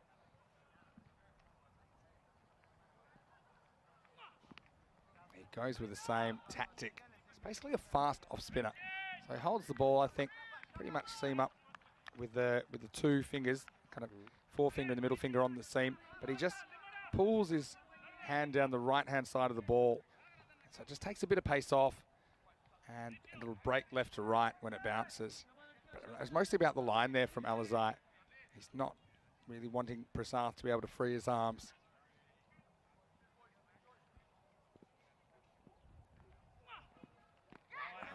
Carl goes for this, doesn't contact. Yeah, that's the quicker delivery. Gets it right in the slot zone, doesn't he? I'm still surprised here, Vinny. I was saying before you came on here, I would have liked to see something like Ajmal, the left-hander, elevated up the order. I think he could give you quick runs. We've seen what he can do on 2 occasions now. I think they're missing that trick. Yeah, fair point. Well, this is miscued. And I wonder if it'll carry to the man. Azam Khalil, he was herring in. And again, the wind's blowing that back towards the infield. He's turning around saying, well, did the best I could. So even though that hung in the air a long time, I don't think Azam was going to get there. And if he wasn't going to get there, I think that's fair enough. So it's 58 for 2 off 7 overs. And yeah, just touching on the format. And today is Super Thursday. See those green matches? Those teams are safe going into finals Friday. But the eliminators, you see, they are elimination matches, sudden death matches. Coppe Giants, they were knocked out in match 17. And here we are in match 19, eliminator number 2.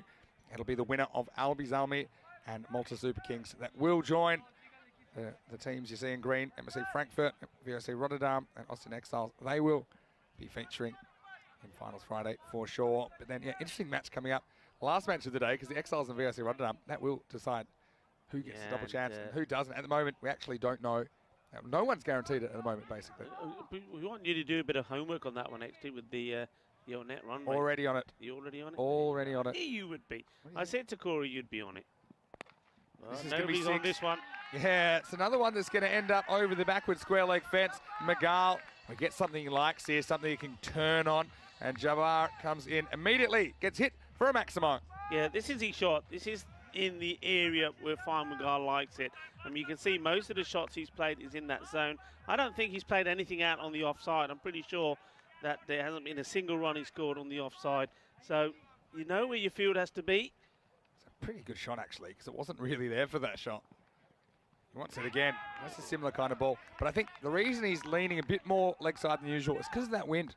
That wind is assisting it. Nah. I think he does it anyway. Well, I think me more than straight usual. away. Man on the boundary on the offside. Bring him in the circle. Put one more out there. You already got. Yeah, put one more in the middle of the 2. Might need a he helicopter. could surprise us. They're going a long way. He wants it again, but this time it's in the air. I think this one is going to fall safely. Again, it's another teaser. The outfielders. That might be Qureshi, who was probably giving Azam Khalil heaps for not reaching one. And he finds himself in the same position. That's incredible, isn't it?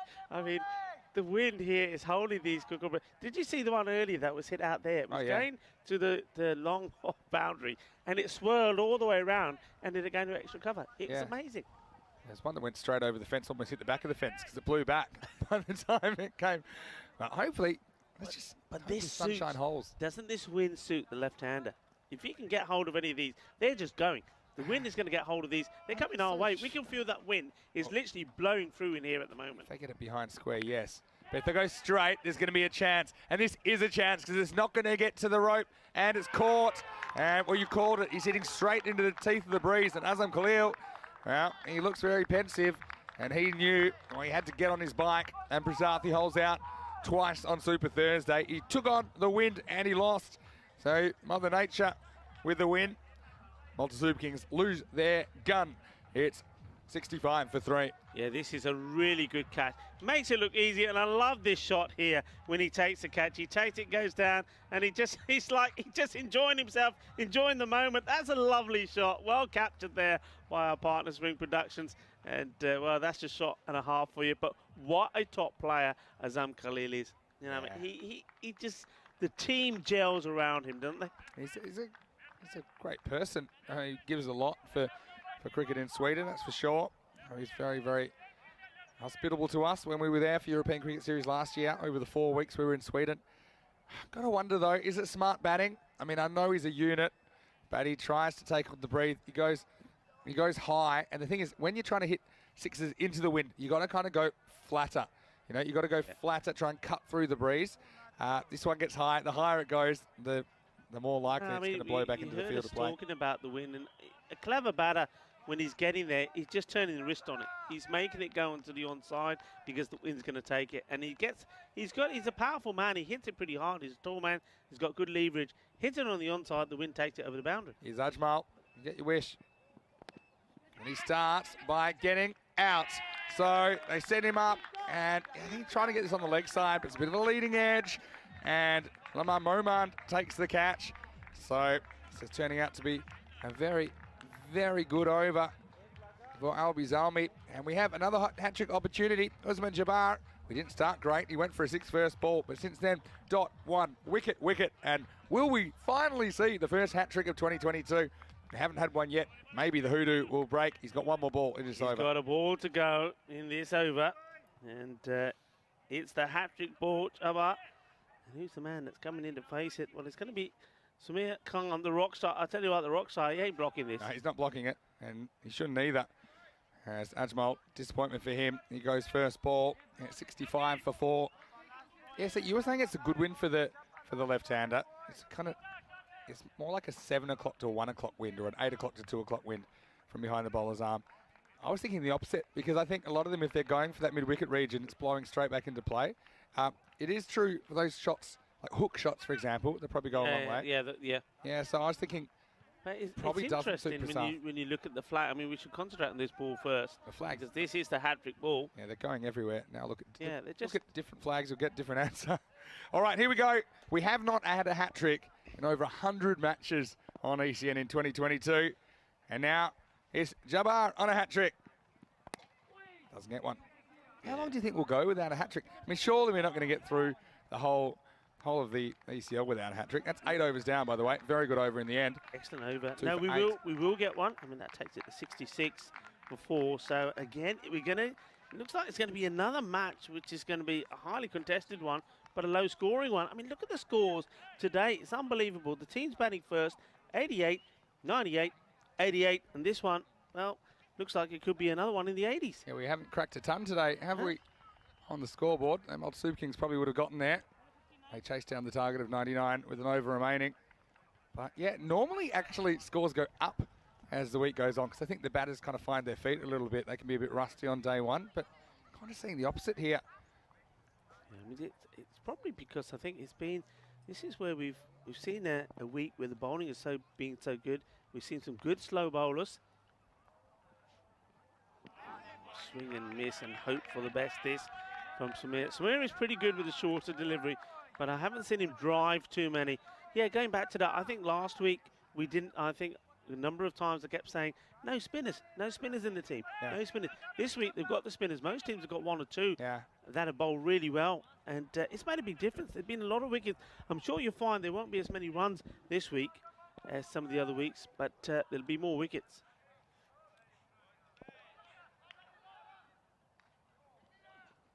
Swing and a miss. Yeah, it's a strange one with the kind of average run rate this week. And we've got this graph here. And today, it's been fairly consistent, I suppose. But day 4, I just feel like it's going to come down a bit, like significantly below 10. You see, the finals days, if you look A, B, and C, they've actually been the highest scoring days typically. So will we see that? Overall, 10.2. So it's Group D. It's right on the money, according to the average across all of those matches so far. Almost 4 weeks. Strike 3 for Sumer, who gets out of jail. It seems Malzia won't be able to hold on to this. It's a bit of a costly one, isn't it? Because, you know, you've got a new guy, he's struggling. There's still 4 to come in the over. And Ismail Zia, who I think's kept pretty well today, but this is just a slight lapse in concentration. Yeah, I mean, if that's a dot, it's just a lot of pressure on Fine Mugar, because all he's asking Khan to do is say, just get me on strike. Well, he's on strike here now, and he's the one that can make a difference of this score going into the 80s or not. Yeah, so now Miguel does get up the business end. He's going to deal with Taz Qureshi. And he gets knocked over. He tries to go across the line. He's tried that a few times. This one just wasn't quite short enough to play that shot comfortably. So Miguel, well, turns out to be a curse. And maybe Ismail Zia is a genius conceding a bye, because it's removed the danger man, Fanya Miguel, who goes for 26. And the wickets are flowing now. It's 67 for 5. Yeah, I mean, that's really probably sucked a lot of the life out of this attack now from the Super Kings. Once again, we see, as we said before, that they need somebody in the top order to get in the runs and then go on to make big runs. They're just not happening. I mean, Gopal Chakravarti, he got to 25 and then, I think, disappointingly gave his wicket away with that stumping. And Fire Mughal there. Well, you can't blame Mughal now. I mean, when the ball's running out, he's the only one that had runs on the board. He had to take the bowler on. But it's the earlier batters. The earlier batters are just not clicking or haven't clicked. And, well, if they are to survive this eliminator, it looks like it's going to be all down to how well they bowl. Yeah, I agree completely. Taz Qureshi. Gamble with a bit of length, but he knew Miguel wasn't really trying to take him down the ground. Cuts away, straight to the fielder, just make sure he stops it. Yeah, so it's interesting, like if you talk some of the Belgians, for example, if you bowl that length to the ball that got out Miguel, I think it's getting driven for 6 down the ground. If maybe with the wind, probably going for 6. Yeah. But Miguel, he was very kind of square conscious, sideways conscious, and so actually turned out to be a pretty effective length. Last ball of the 9th. Qureshi's got 2 for 8, good figures. And he will keep that 2 for 8. Good spell from him, and that's 9 overs down. Malta Super Kings, they're struggling at the moment. They need a big final over. It's 68 for 5. Yeah, I mean, you can see, just have a look at the over scores there, and that will tell you just how much they've struggled. I think there's only 2 overs that have gone into double figures, and they ain't been big. That's just been 2 12s, and then they've had a 7 6, a 8 6, 7 8, and with that one only going just for a couple. And the other thing is, out of the 9 overs, there's been 4 overs where they haven't hit a boundary, and that's probably why they've been bogged down in single digits. Okay, you can just kick up to 80 here. If you get another dozen here, 80 plus, something like that, and you feel you got something to bowl at. Pretty good looking shot first up. This is Usman Jabbar. He comes back in. The only problem here, Sharma, you've got to take these. Of course you do. He gets a single. But it just means that you got Sulaiman Khan now who goes back on strike. And I think he's played, his last 4 balls have been dots. Yeah, but he's there to play shots. He scored some runs earlier in the week. You can't hide him. You got to hope that he can come good. He's got 5 to play with. And this is a wide delivery. They may think it's 2 here. Got to go 2. Pretty long Come on, boundary. stretch those legs. Come on, Rockstar. Little steps, little steps. Don't get you, man, going very fast. Sharma was in more trouble at the bowler's end, but they get there. That's good running. But look at the little step away from the ball, though, from the Rockstar. He's got to hold his ground. And, gets a bit of wood on this. And, well, now they're going to go for 2, and it's the longest throw in the game, and he's going to be run out here, I think. Well, that was funny. I tell you what, I actually think Shahid Ali tried to make it seem like he slipped more than he did to try and induce a second run. Yeah. But then he throws the long way. I think this is out. Yeah, I think there was a little nod from the umpire to say, yeah, I think it is, but I'll still go upstairs. Yep, and he's out. Yeah. It's actually a really good throw and a really good take as well from the bowler, Jabbar. So I guess, probably inconsequential. Usman Khan gets the strike back. That's what this is about more. He didn't want to get run out. He's having a new batter on strike, but it's well executed in the end. Yeah, I just felt there was a bit of foxing there from Shahid Ali, who's into the side. Yeah, and he does slip, and his natural reaction as he's getting the ball is to look to see, well, why did I slip? But he still gets the throw in, so he does well. It's a pretty good throw. And, well, unfortunately for Amar Sharma, that's the end of his roll with the bat, but I'm sure we'll see him with the ball. And unselfish as well to take that on. But the Rockstar, he's going to be able to stay there. And with 3 balls remaining at 72 for 6. So yeah, just a boundary here. I feel like they could nudge up to that 80, something to bowl at. I mean, we have seen scores in the 70s defended, but just not that often. The Tigers did it in week 1, Australian Cricket Tigers. Okay, and he just slices this one. It's probably be another 2. And again, good throw, might have him in trouble. They don't go for it. I'm a little bit surprised there. Bish and I had the stop sign up, and he said no, and he's is he holding his leg or just adjusting his pad? Also, maybe just thinks Samir Khan's had enough chances to hit a boundary. He says, well, I haven't faced a ball, but I'm gonna have a go. So 2 balls remaining. Tries. Now, what's the deal? Just go for 1 and keep Samir Khan on strike. You see there, it's always worth trying, isn't it? I mean, look, you're not going to be all out. Just try. Yeah, because that one there, they would have got the 2. And it's not like any one batter is murdering them at the moment. Yeah. So Samir, can he get 1 out of the screws? He won't need to because it's a wide. So they'll get. It's a no ball actually. Number 1. Was it no ball? I saw. Oh, it has. I saw the initial wide signal, but it must have been changed. So it is a free hit. Yeah, I don't know if this is for over 7. No, it wouldn't have been. You see, that should be a wide because it's bounced after the stumps. Right, so free hit. See if it makes a difference. Well, he hits it anyway. And, well, it wouldn't have mattered because this one's bounced off the ice cube. Maximo! 6 runs, and the Super Kings, they're going to finish with that 80. Don't know how they got there in the end, but Jabbar had a real mixed bag. I suppose you would say free hit or no free hit on the last ball, you're going for it anyway, so it doesn't really make a difference. But what he does do is he connects, and he gets Super Kings past that 80 mark, and they're going to finish 81 for 6. So Albizalmi, to survive, they will need 82 off their 10 overs. Yeah, I mean, 81 on the board to do get to the 80s. And look, I mean, Albizalmi, they will be more than happy with that. They'll feel that they've done the job really well in this eliminator. And one man there, we saw the back of him there, number 18, I'm sure. He is hoping that he'll fare well here today. There was a lot of conversation with him last night. And, you know, one of the things he was saying, he was thinking, what does he do? Does he stick with himself opening? Does he change it because he hasn't really clicked yet? And, well, a lot of people were giving him their thoughts on it. But maybe he will think, well, okay, in this game, as it's not such a big total, he might as well just go out there again. There were, look, some earlier good signs from the Super Kings. There was a couple of good shots from Gopal Chaturvedi. He was getting them in the some sort of pressure, but then that one there, that was a caught behind by Zia, the wicket-keeper. The bowling of Taskareshi once again performed really well. And this one, maybe should have been the catch taken, but he was concentrating probably more on saving the boundary. Nobody's catching that one. That one goes all the way, bangs over. And then this man comes on to bowl, and he does the job. He gets the wicket of Gopal. That's a disappointing dismissal. They were certainly up for it.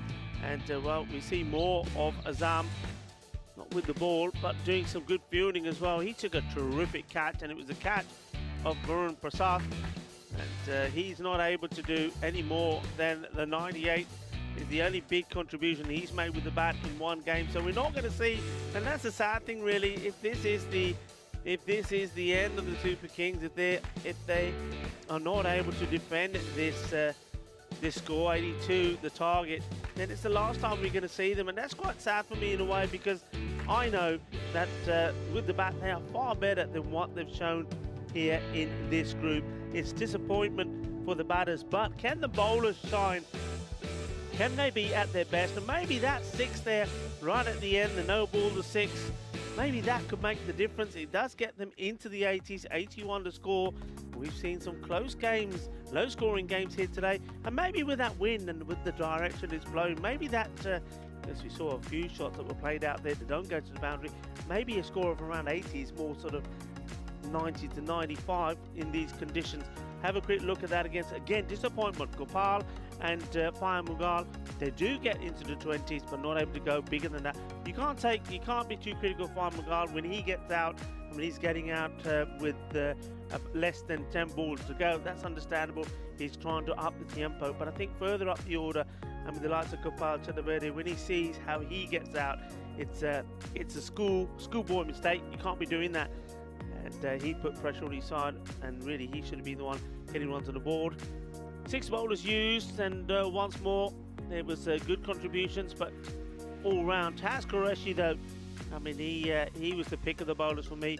Picked up 2, just conceded 8 runs, and then again good bowling from Azam Khalil. You just can't keep him out of the game. He picked up 1 for 12. No real bowler had too many problems. I mean, Java, he went for 21, but that's still good bowling figures, because he did also pick up 2 wickets along with Taz Qureshi. So that is the summary. The Malta Super Kings are still continuing to have issues with the bat.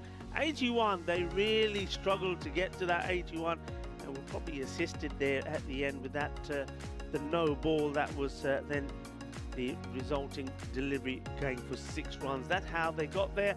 Is it enough? Well, if it is, they have to bowl out of their skins, and they've got to take every chance that comes their way. Well, let's find out. Join me, Rico Full and Mr. Maximo, as we return in around 10 minutes time. Hasta pronto.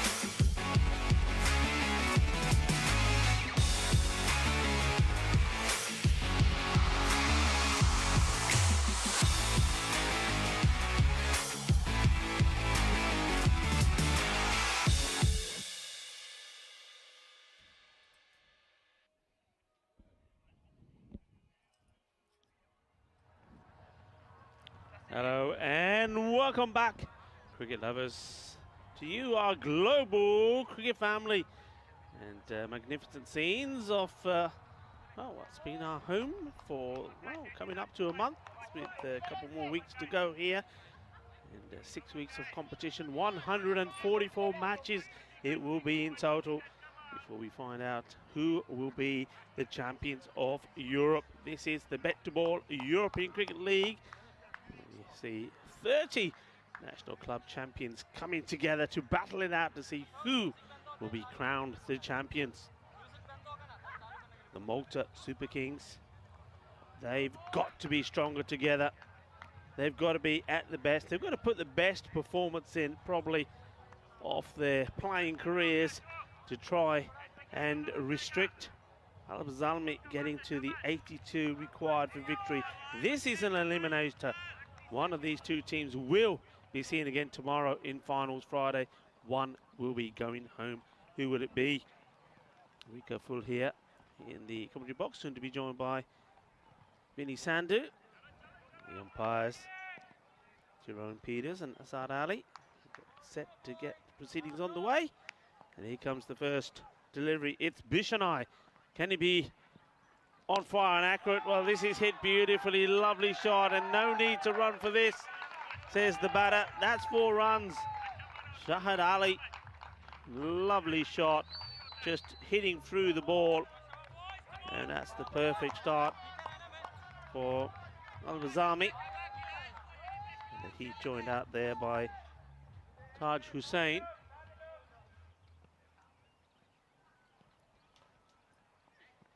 Oh, that's a good reply. Bishanai getting that movement. Just getting this to nip away. If you have a look at the players in the squad for Super Kings, Bishanai, he's certainly been one that can be pretty proud of his performances throughout. He's gone very well. This one is over pitched and it's going to go away to the boundary. 4 runs. He goes for that Yorker, doesn't get it right, and 4 more valuable runs. And it's not a good start. That rate started around about, of course, 8 and over. And that's the 8 already in just a couple of deliveries. His shot there off the ground. It's from Richards, the cameraman. Beautiful. The big European Cricket Network wall there, and with the mountains in the background. And this will be a wide. Asking the question here, and I think the umpire is having a quick look at the square leg umpire to see if there's any sort of indication from him there. It's not been called a wide, so I think that has taken a bit of the pad or thigh pad on the way through. See it again here. Yeah, I think just have a look at this. Yeah, a bit of the thigh pad. And good umpiring there also, I think, from the man at square leg. Just giving a little tap on his thigh to say, yeah, it wasn't bad. That's a lovely shot. What a beauty this is. This one is top draw. Really nice shot, just the way he moves, gets his feet in the right position. It's well, sometimes when you see a batter hit the ball sweetly like this, it's poetry in motion, isn't it? Lovely shot, 4 runs, and all the pressure on the Super Kings here.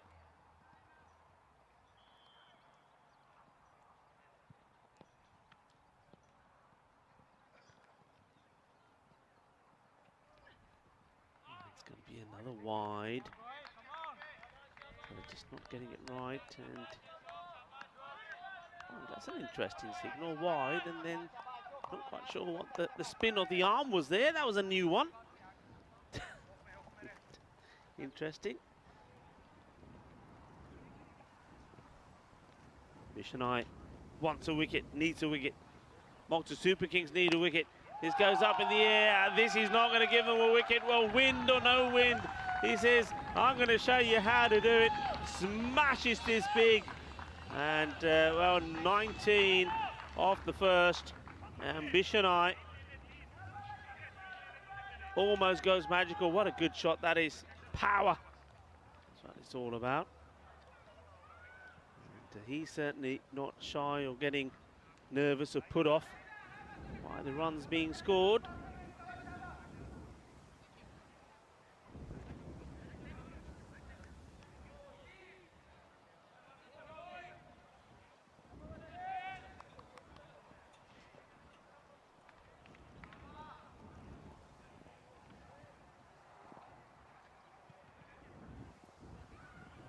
Oh, he's got him! Jang de Fuente! Wazim Abbas.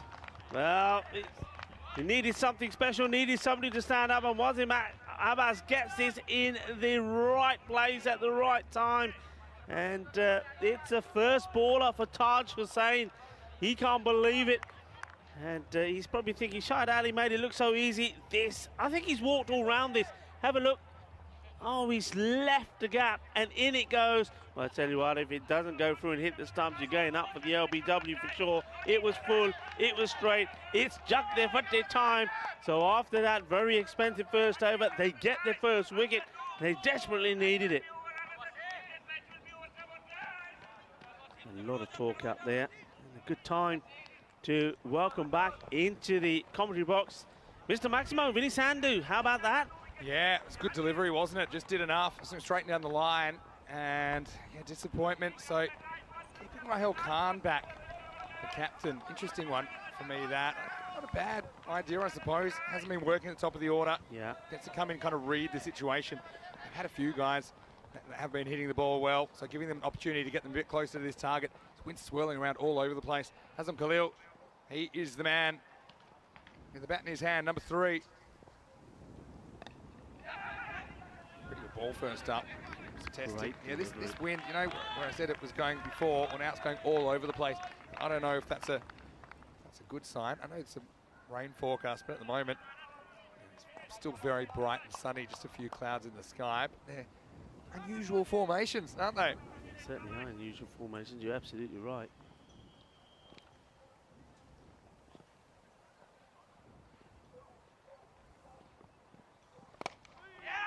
Wishes. Just be one. Oh dear. Fish Knight almost does the splits. I don't think that was in the plan. Well, talk me through, Rico. I've got my blue on myself, actually. Matches nicely. Talk me through this shirt. It's beautiful, well, isn't it? I know that Al-Bazami have got all the youngsters. Look at that, that's lovely. All the youngsters watching. They're probably a bit nervous, but don't be nervous. Well, just read what it says on the front there. Oh! Well, that's an amazing effort. Absolutely, that's Bishanai there. He almost makes a... I thought he had that in his hand. Yeah, is that a bump? I think it must have just bounced, but this sticks. Bishanai, I mean, it's a really good catch. Well, whether he caught it on the bounce or not. There. Oh, no. Quite get there, but does well to knock it down. Back to live action here. A bit more elementary this time. Yeah, so everybody, all the kids watching the players there back in Stockholm, keep calm and support Al-Bazami. Well, that's what it says on there. And look, these lovely shirts are also available to those of you in the fan zone. If you want to walk up to the bar, I'll find some of the staff there. I think they're being raffled. Here's Aftab. It's nice to see him have his knees here tied back in a windy day like this. Got to stop this. Yeah, does. Might get. Oh, it's not good by Azam Khalil. They're still running a good throw. They could be in trouble. Oh, they just don't get the ball in here. They had a debate, the batters, about do we take it or not. They may have had a cup of tea as well, but decided to come and get there easy in the end. Yeah, so, I mean, Azam was dawdling to see if it got through the field, but luckily got so far away from the field that they could still get back for 2. Despite that, it's the end of the over, 24 for 1. You can see these two teams, they ended up finishing 4th and 5th. That's why they're meeting here. They've had to do it the hard way on Super Thursday. Coalbay Giants have already been eliminated from the competition now. So, well, let's just see which one of these two teams will join the top 3 on finals day. That's all to play for. The winner, they get to come back tomorrow. The loser will be going home.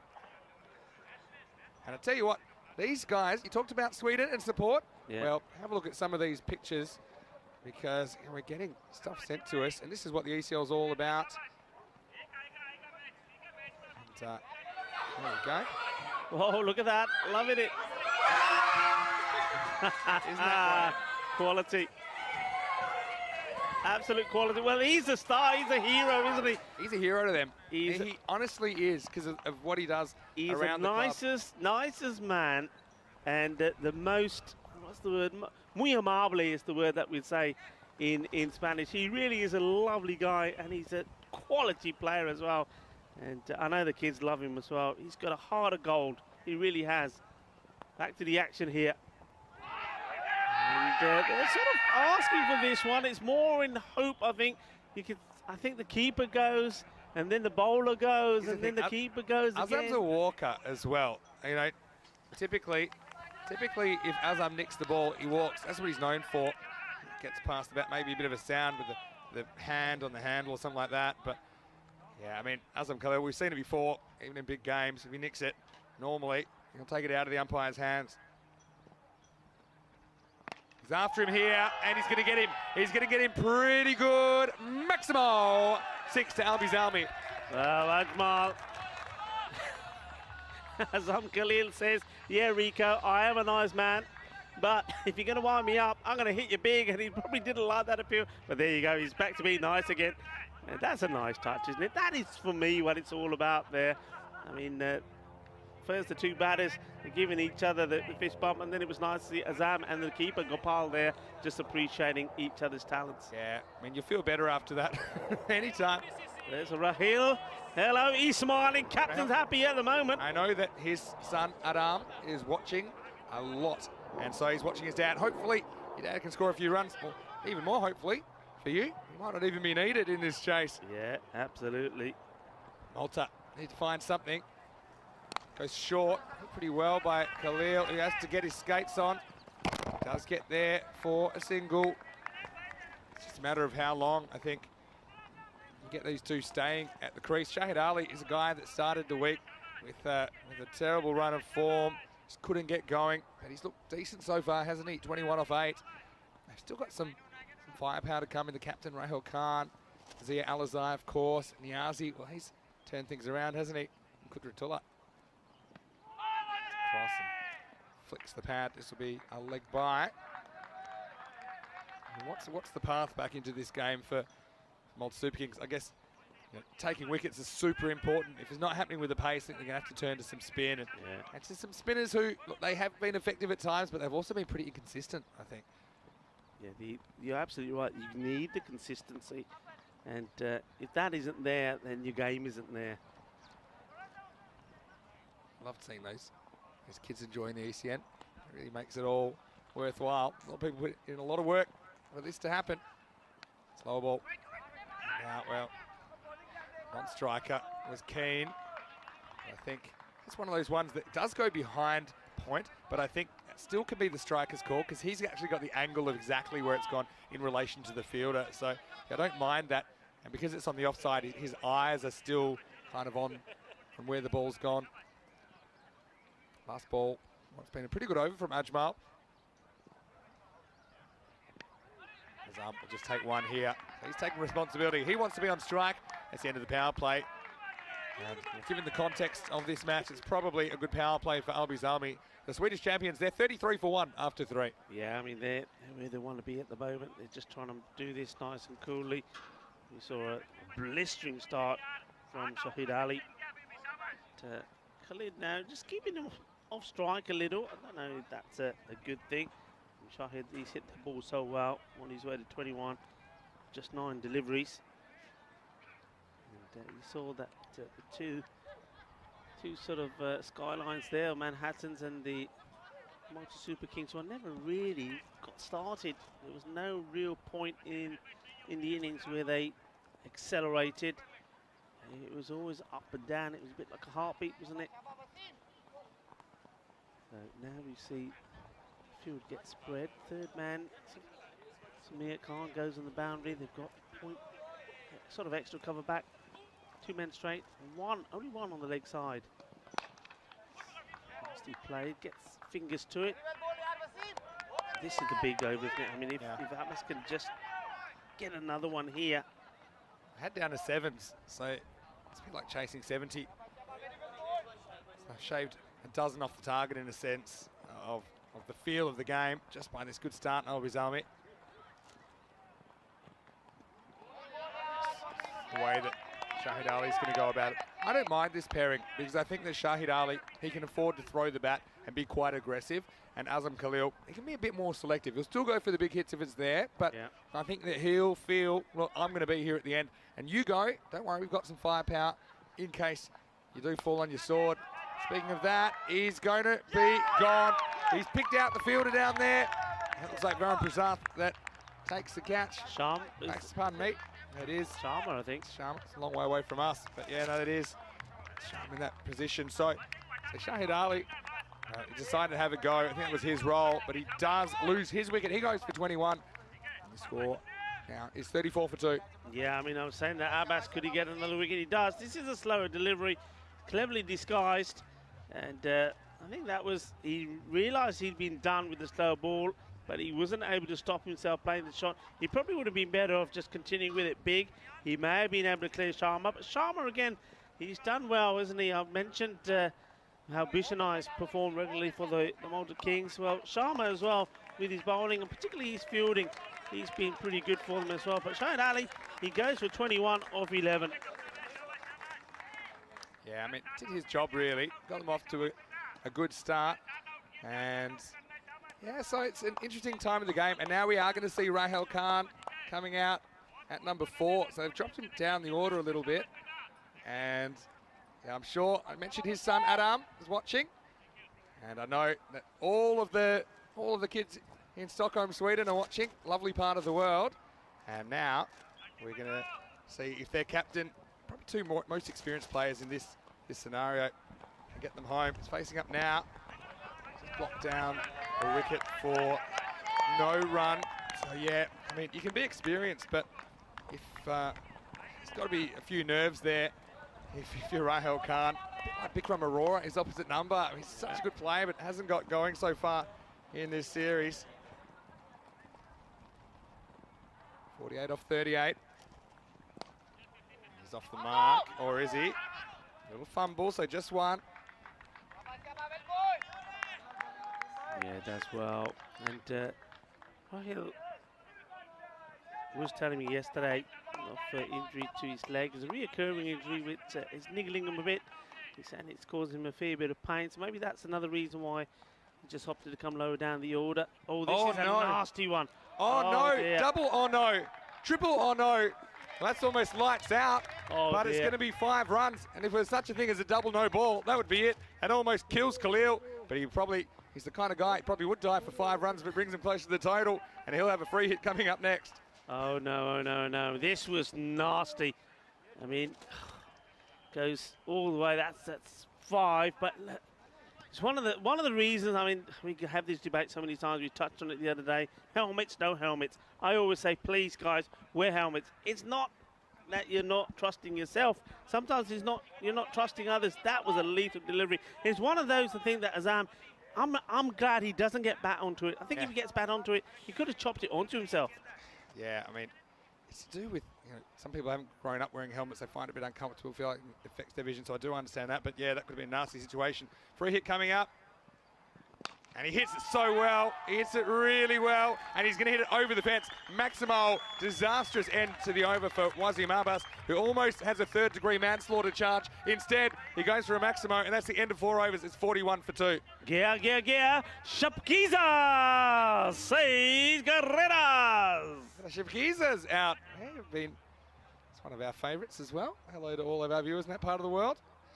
Big hit, and that's well, a nasty way to end the spell for Abbas. Now, Abbas, I think, is in trouble.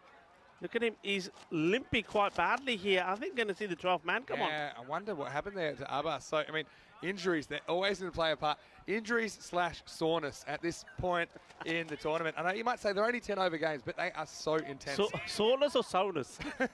Soreness could be pretty good for some of these players at the moment. They might need it. But, yeah, we can see Abbas going off the field here. I'm not sure if he is, but man, it could have been a nasty moment. But at the moment, Al-Bizami, we always expected a run from them. They've had the morning off to think about it. Here they are, and I mean, looking pretty good in this chase. But as we've seen today, when chases have seemed on target, anything can happen.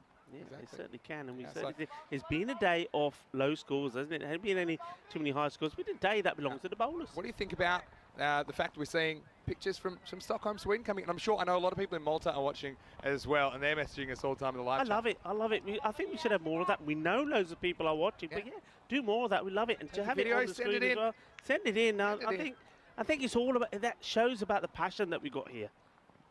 And then Miguel, the flying headband, comes in, and he's a kind of awkward customer to face as well.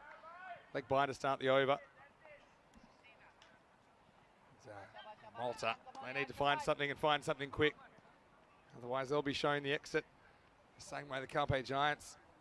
Their tournament came to an end earlier today. Khalil's composed. He waits for this. Well, he's a bit lazy with the running, I think, to be fair. It would have been a very, very good throw to hit the stumps from there, but bounces over. As I'm just going to probably realise there's no easy singles out there, are there? No, there's no easy singles. I think you got to, no matter what the situation in the match, you got to make them hustle, make them run. Just trying to be really careful here is the captain, Rahul Khan. I think he's just trying to steady himself and work himself into this match. Look, it doesn't have to do anything crazy, does he? That rate, the way it is now, and it's a runner ball from here. Yeah. Did you say hello to Niraj Trivedi in Luxembourg already? Did you spot him in the chat? I didn't. He's I watching from Luxembourg. He said he's missing the tempo and the action. Well, next best thing is to watch it on your TV screen. Yeah. Niraj, hope you're well. Wishing you all the Niraj. best. Shots. Picks out the fielder. Says no. So, I suppose you don't want to afford a run out, especially these two at the crease. They offer so much. You back them to get a runner ball. So, Abizami in a good position, but can they hold on to it? On the charge, and now Rahul Khan says no. So don't be too defensive either with the running. That will be the end of 5 overs at 49 for 2. If I cast my mind back to the first innings, I think it's a fairly similar position. Yeah, I think it was 45 for 1. Yeah, 45 for 1 versus 50 for 2. So you can see this feels like they're more than a few runs ahead though, doesn't it? Probably because that second half, they weren't able to put a very good second half together. Only 36 runs came in the second half of the first innings. So, yeah, Malta Super Kings, they need a couple of really good overs. One thing they have done well is the extras, although the 1-no ball there was one of the worst we'll see all week. But just the 1-no ball, 1 wide. I suppose you put the 4 byes down as avoidable as well, because I don't really blame the keeper for that. That one's on the bowler for me. What a lovely shot that is out there Looks at the good moment. now. Doesn't it look beautiful? I mean, it doesn't really show you the wind, but it's still quite windy out there, but you wouldn't think it looking at that picture, would you? Yeah. It was windy, and let's just see if it stays that way. That's the thing at the moment. We had experience a couple of weeks ago, or was it last week?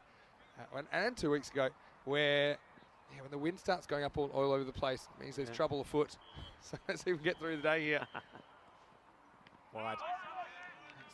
Amar Sharma coming into the attack, and he's bowled a real mixed bag this week. But when he's been good, he's been good. I think this is a good sign. No, it's a wide, but it's not too short, which has been his problem most of the time.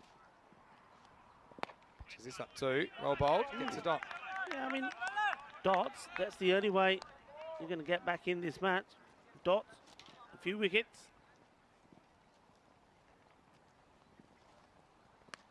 Goes back in cuts. Rahul Khan is going to spin away from the fielder, but does well to get there.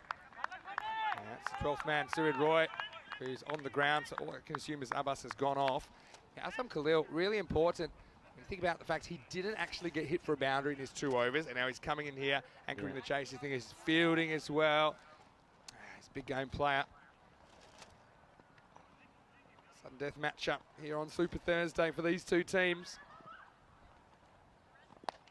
And he just throws his hands at this one. More work for Surid Roy. He's getting some camera time despite not being in the 11, but he does well. He keeps that to a single as well. He does well. Well done, Roy. And he's saying, why don't you just keep me there? And the captain says, no, get back over there. Yeah, I think most of these, Assam would be trying to hit in front of square, you'd imagine. And now, well, it's actually well fielded there by Ajmal. Trying to kind of thread the needle through the small gap there, but it's well blocked by Mohamed Ajmal. We've seen those get through before. Yeah, Super Kings trying to claw their way back into having an opportunity. Sam's after him. That's Rahel Khan, pardon me. That gets the inside half of the bat. He will probably lose patience a bit quicker than Azam Khalil will. I just think he will, because he'll also know, yes, I want to score some runs, but if it's not working for me, we've still got Alizai in there.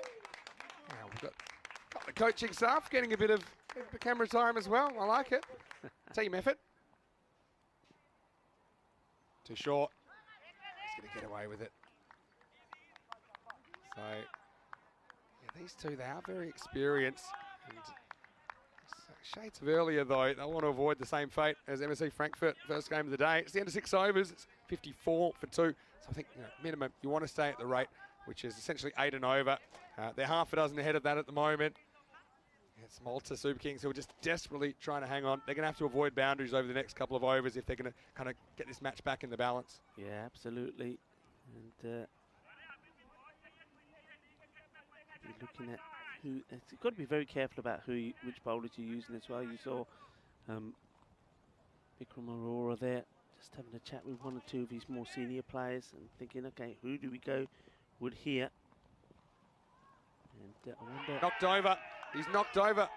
And Khalil's got to go. Funya Magal comes back. Yeah. Yeah, Khalil just kind of loses patience a little bit, I think. And, well, it's good sportsmanship in the end from the keeper, Chatavati, who goes and says, well batted to Khalil. I think he was doing that sincerely, but Magal gets a good ball to Khalil, who I think will be a little bit disappointed with his choice of stroke. Given the match situation, he ends up having to go for 24. It's just a kind of walking waft. The score now is 54 for 3. Yeah, I think here, a bit of misjudgment from Azam Khalil. I think he's decided that this ball is the one to go after because he doesn't think he's in danger of anything. He knows he doesn't think he can be LB from it, and he doesn't think the ball is straight enough to go hit the stumps. And the misjudgment, it does go through him, hits the stumps. This could be a big moment here. He scored 24 of 18 deliveries, but just have a look. I mean, before that delivery was bowled, I said, you've got to go back to Fahim Mughal because only one run came off his first over, and now it's 1 for 1 after 7 deliveries. Yeah, I mean, yeah, it's a big moment, but it's also a big man that comes to the crease there, Alizai. What's his approach going to be? Well, there's your answer. Tries to hit this one over the clubhouse. Instead, he just gets one. So very quickly, we saw the sun go behind a cloud. Yeah, was it you or was it Corey who was calling 4:30 for the weather? It's 4:20. Goes for this. Now, which way is this going? The fielder's going back, and he is going to throw it away. And I think he does it in time. He does really well here. Well, this is a big moment in the game, and it's almost like he's blown over by the wind here. How about this? Oh, Bish and I, class act. It's almost like he's doing the limbo backwards. And I think, does he throw it away in time? That'll be the question. Is he on the rope? Where's that foot? Where's that foot? I can tell you that the umpires will have a very good look at this, but they had a good look at it. Does it start on the right? I mean, look at that. I mean, that is just incredible.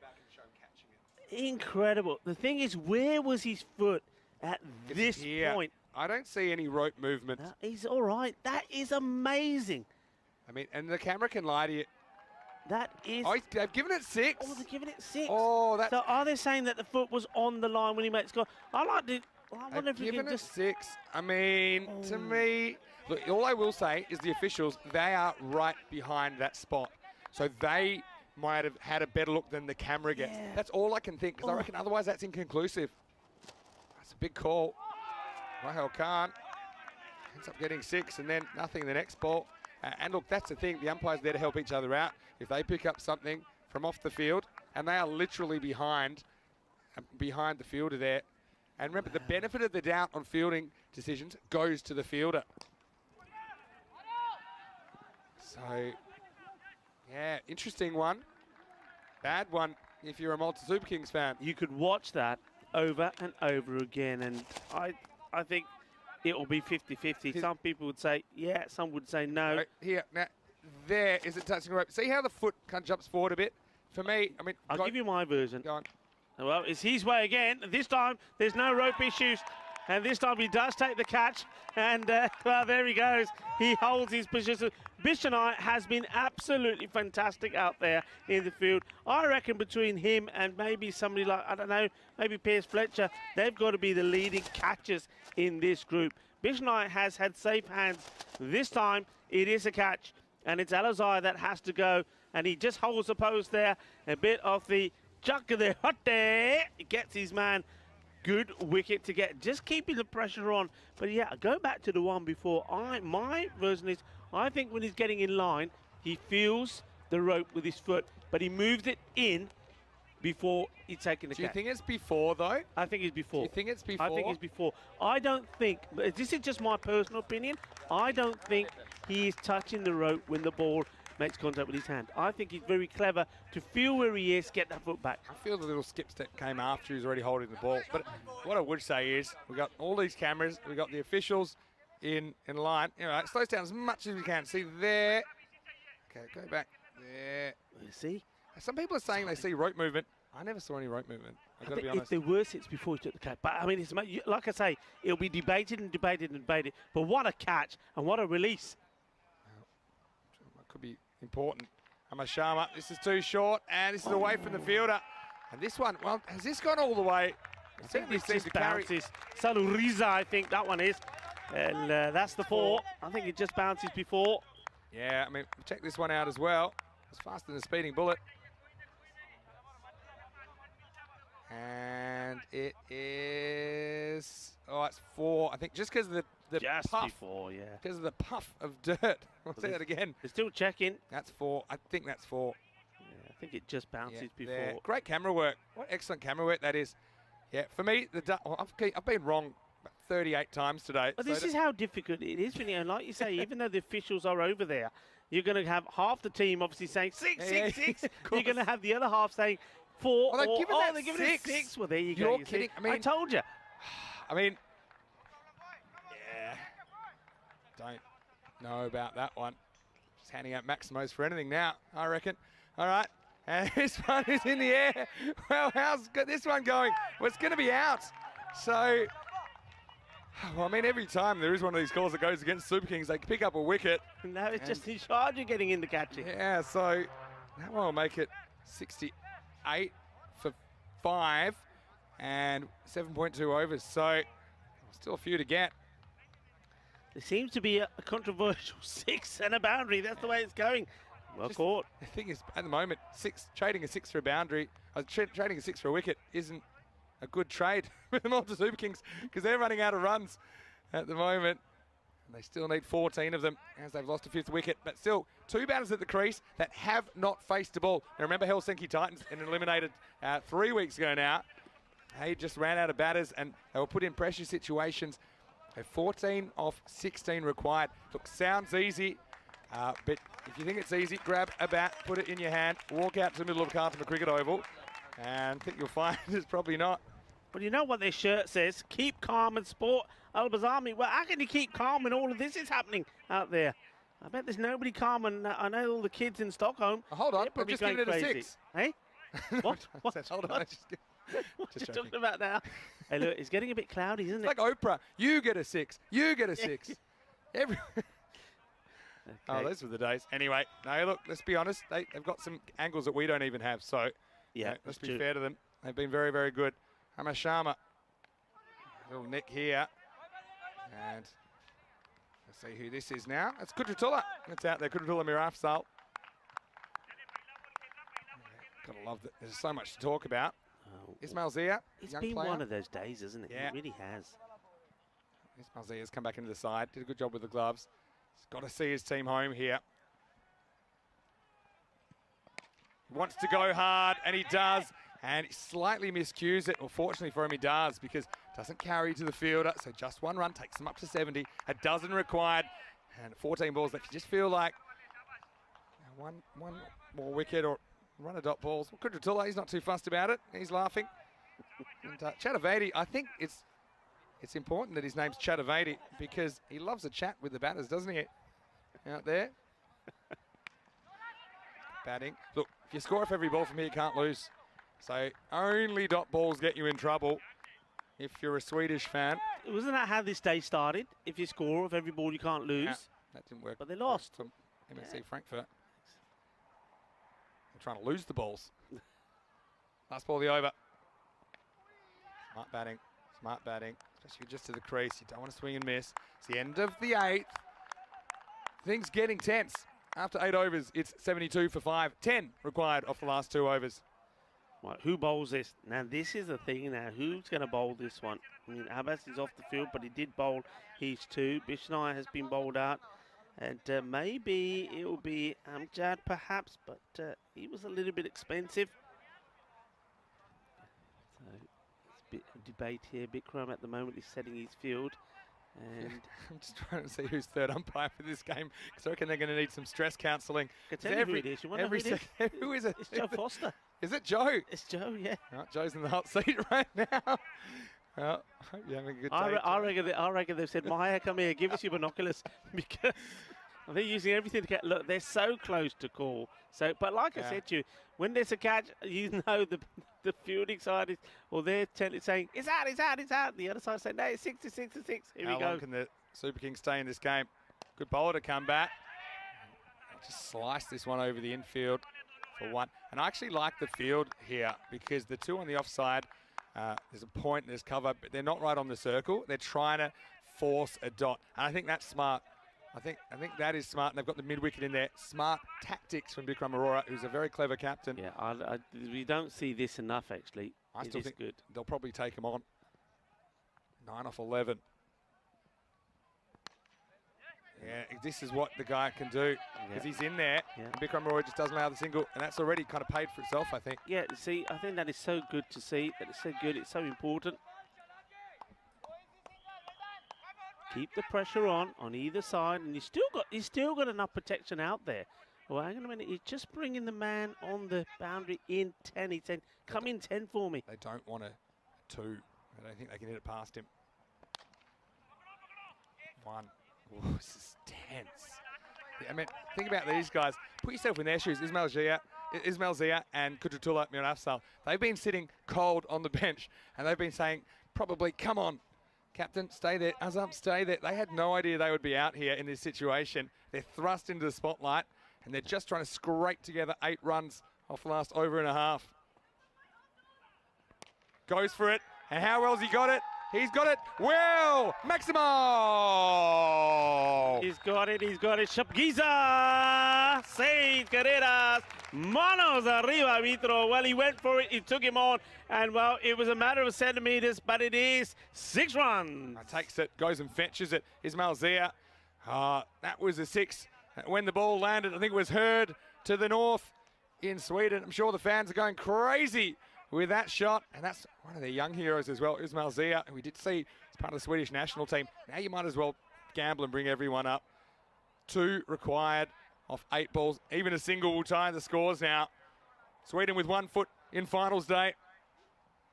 Goes for it, and this one is going to do it. It goes all the way. Maximo and Albi Zalmi, the Swedish champions. They had a very slow start to the week, but they've come good at the right time. They've booked their place on finals day. They'll take the 4 seed, and Ismail Zia is the man who soaks up the pressure. He delivers with 2 big hits. And look, credit to Malta Super Kings, though. I know they didn't have the week that they wanted, but they've carried themselves very well. We always love going to Malta. We love our fans that watch from Malta as well.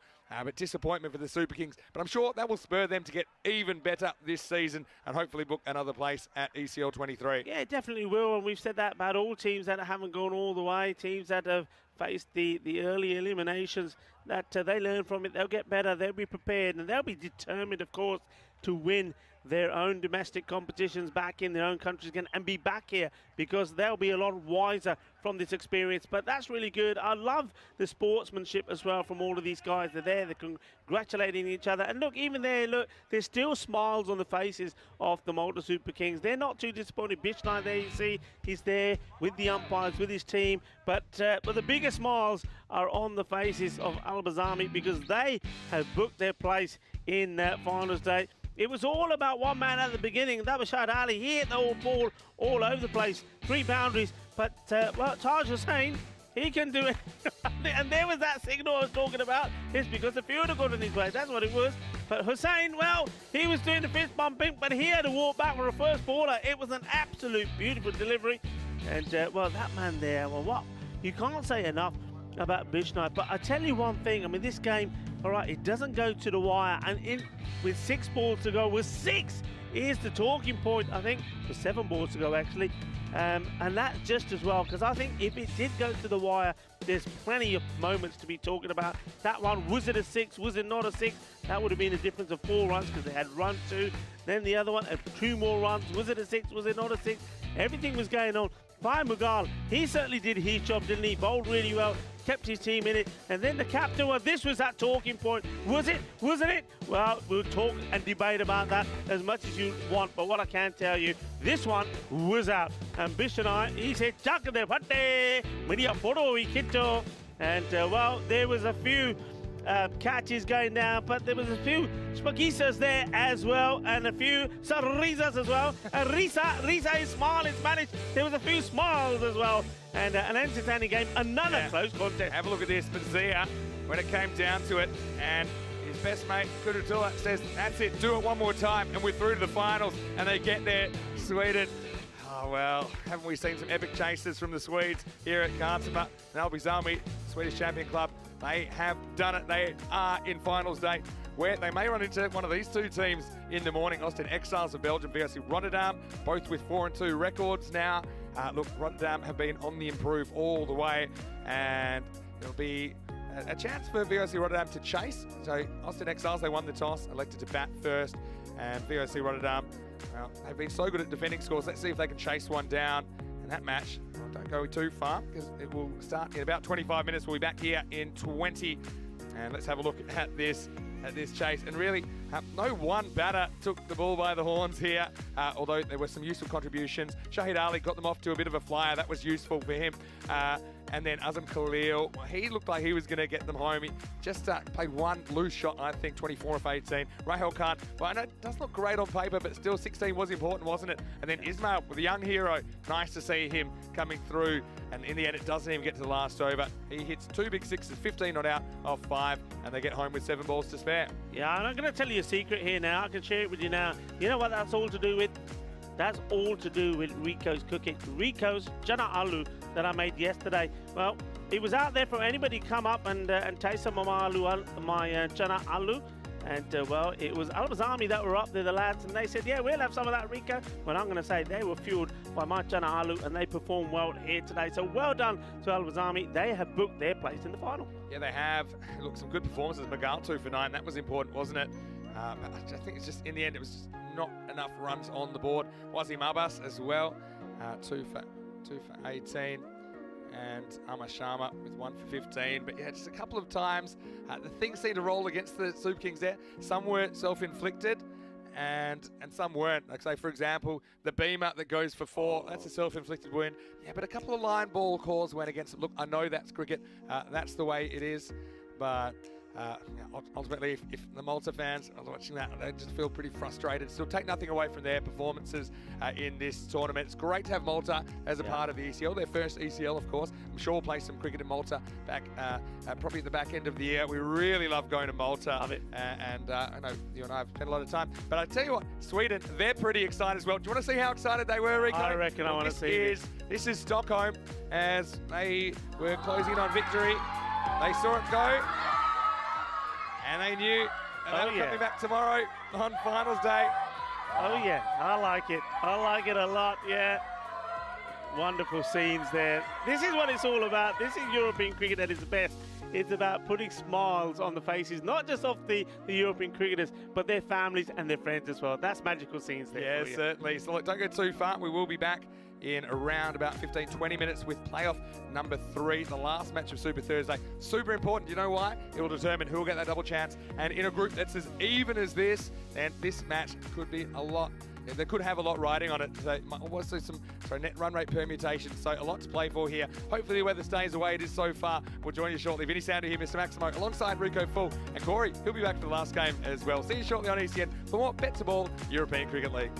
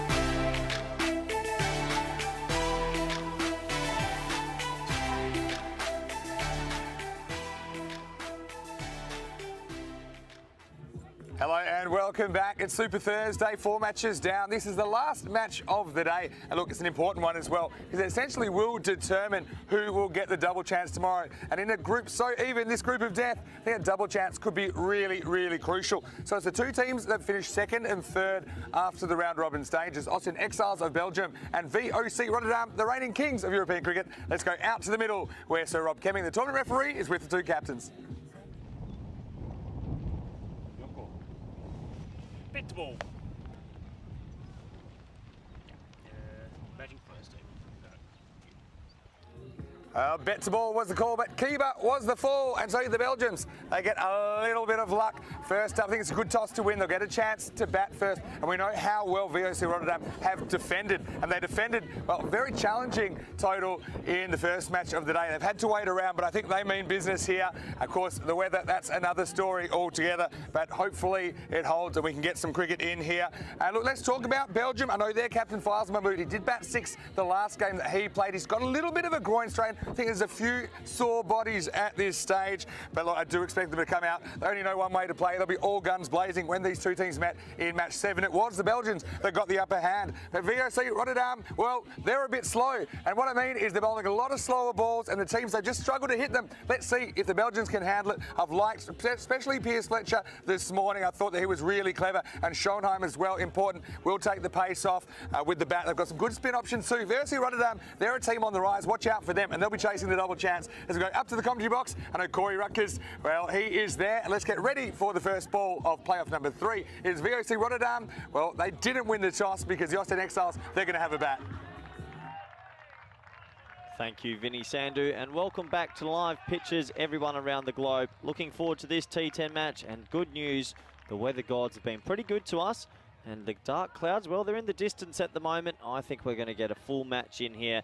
And welcome back all our viewers in India via fan code, and everyone on YouTube and via the YouTube chat. Always great to interact with you all, and looking forward to bringing you this match. So VOC, well, look, there's some smiling faces. They've practiced this, haven't they? And they're all giving it a big one in front of the camera. Good on them. They're enjoying their week, and I think they're starting to find some really good rhythm. And Austin Exiles, well, we're going to see Fazl Mahmood. I think he's going to go back to the top, potentially, at least the top 3. Suleiman Mohammed and Waqas Ali, those 3 are so important in that batting lineup, because after that, they drop away a little bit. Predicted scores, well, if it's anything like that, we're on for a really good game. And 1 run in it, they're saying, with Austin Exiles getting on top. It's going to be really tight. We know they're playing for a double chance, And, well, VOC got the win earlier today. Austin lost. If Austin win, they might need to win comfortably, 20 runs or by a couple of overs, just to boost that net run rate also. So net run rate could come into it. But if VOC win, well, they confirm the double chance for tomorrow. So it's going to be Piers Fletcher at the top of his mark with his away swing and his slower balls. And, he's going to be bowling to Mohammed Suleiman, the very first ball of this crucial clash, the last game of Super Thursday. Let's hope the weather stays clear. It looks like it will. Deep mid wicket, deep mid on in place. Just wait for the umpire to say play. He says play. Here we go. Ball 1.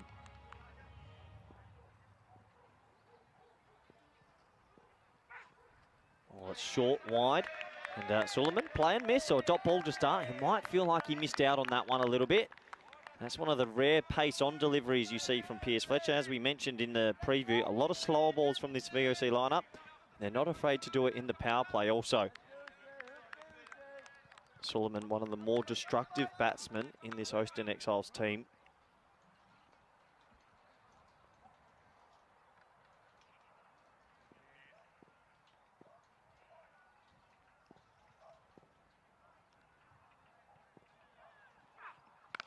Short, wide, 4. Well, that's a good shot. He missed out on the first ball. Second ball, he cashes in. Little bit of width, and he puts it away. A valuable 4 runs. And always nice as a batsman to get off the mark with the boundary. He timed that beautifully.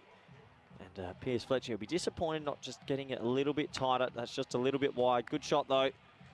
And that will start proceedings in our last match of Super Thursday for Finals Friday tomorrow. Just to remind you, these two teams trying to get the double chance.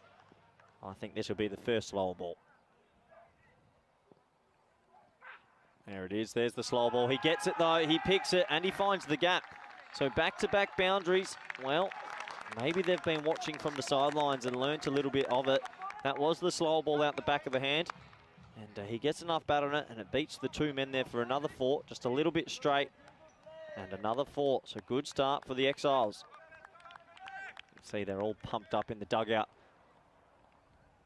This man is so dangerous at the crease.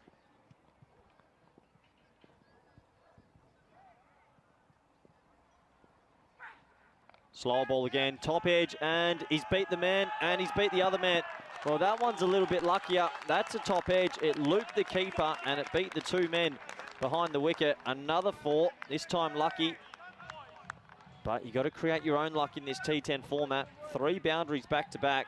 See here, it gets big on him. Gets the top edge, it loops over the keeper, and it beats the young Roman Harangi there at 45. So 3 boundaries in a row.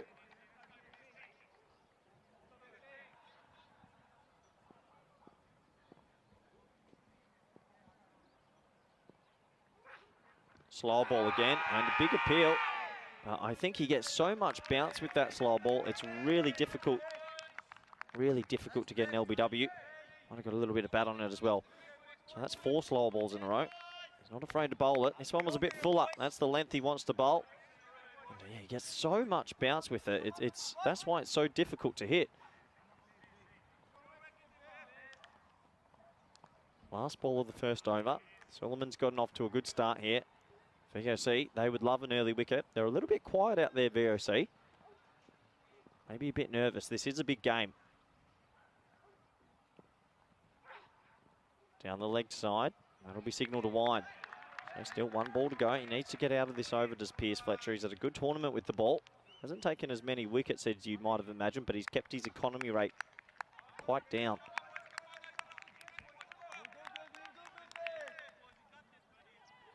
You see the big man just doing a bit of stretching at the top of his mark. Oh, that's right down there, deep groin stretch there. No, Meryl Farson, the team physio. She'll be looking on, and she might have to run on there with the magic spray.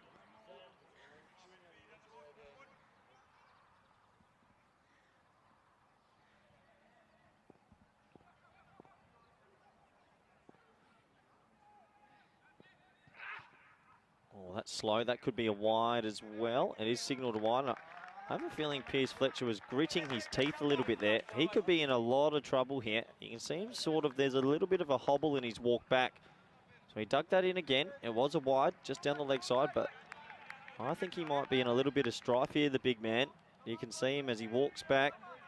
No, Pierce Fletcher quite well. He'll play through most injuries, but he looks like he might have a little niggle here. Needs to get out of this over first.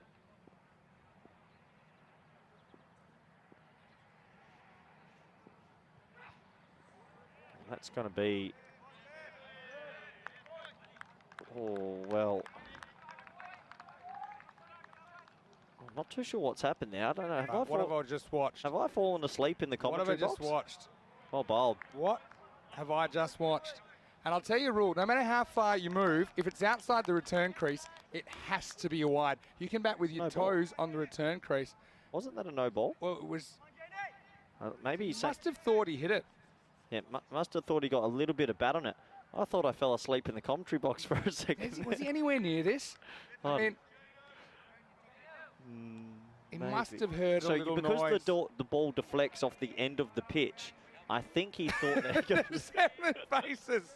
Well, I'd like to welcome... good chance to welcome back co-commentator, good friend Vinny Sandhu. Welcome back. The clouds roll in, and look, it's not impossible after seeing that replay that there might have been a little edge before it bounces. Because so that's the only explanation. Because the ball deflected away, but I think it was off the pitch. But it's clearly after it passed the bat, right? Yeah, I think so. Arnav Jain. And it was off the edge of the pitch where you could say could constitute a no ball if it wasn't touched. Well, but well, Piercy, I know you sometimes like to complain about the wides. Well, you can pipe down after that one. So what was the score? I don't even know anymore. All right, 14 after 1 over, now 15. As we see a single. Isn't it with you and me when we're together, Corey? It's always something controversial. Always something controversial. Anyway, Arnav Jain's come into the attack. He's had a really good tournament. I've been told he's the fantasy points leading scorer so far. Yeah. He's having a good week. Well, PK is pretty sure in the chat that he nicked it. You say so, PK. I mean, that was what to be fair to Joe Foster, that's what he was saying. And look, if there's a little edge, yeah, it could have been a little edge into the ground and then deflecting. So this one is going to go, and it's going to go for 4. And it's sideways stuff from Suleiman, who they moved to the top of the order. And I think, and just speaking to the captain of the Austin Exiles, Faisal Mahmood, he's carrying a little bit of a groin strain. I think that he's not the only one, but that's why you see him batting a little bit lower. So that means more responsibility for Suleiman, who is a good striker of the ball. It's hard to get after Jane.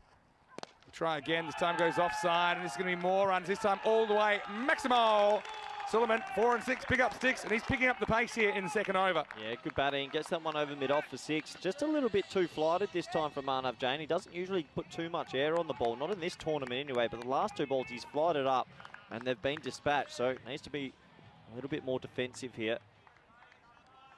Yeah, still a good shot though, isn't it? It is. The batter.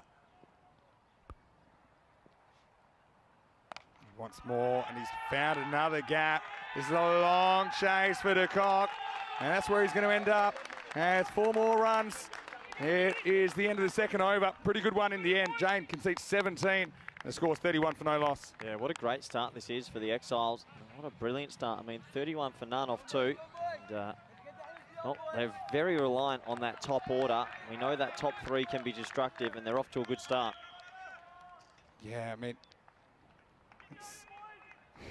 it's an exciting contest, and with the wind swirling around, okay, it's one thing when you're fielding, you don't really know which way the wind's going, so that's off-putting. But when you're batting, you don't really know what's a safer shot than another shot. If you know the wind's going one direction, normally, you can kind of adjust accordingly. Now, this is going to be important, right? Austin Exiles, they have to make up a lot of ground in this game, and so is it a lot? Because you're playing at teams, it's a lot for a 2-game series. But it's 1.5. Sure. Okay, so what's that by like? 1 point. Yeah, it depends, because remember, one will go one way, one will go the other way. That's why it is 1.5 altogether. Probably. So I would say they're going to go for 2. That's a good early decision, but they're going to get there as well.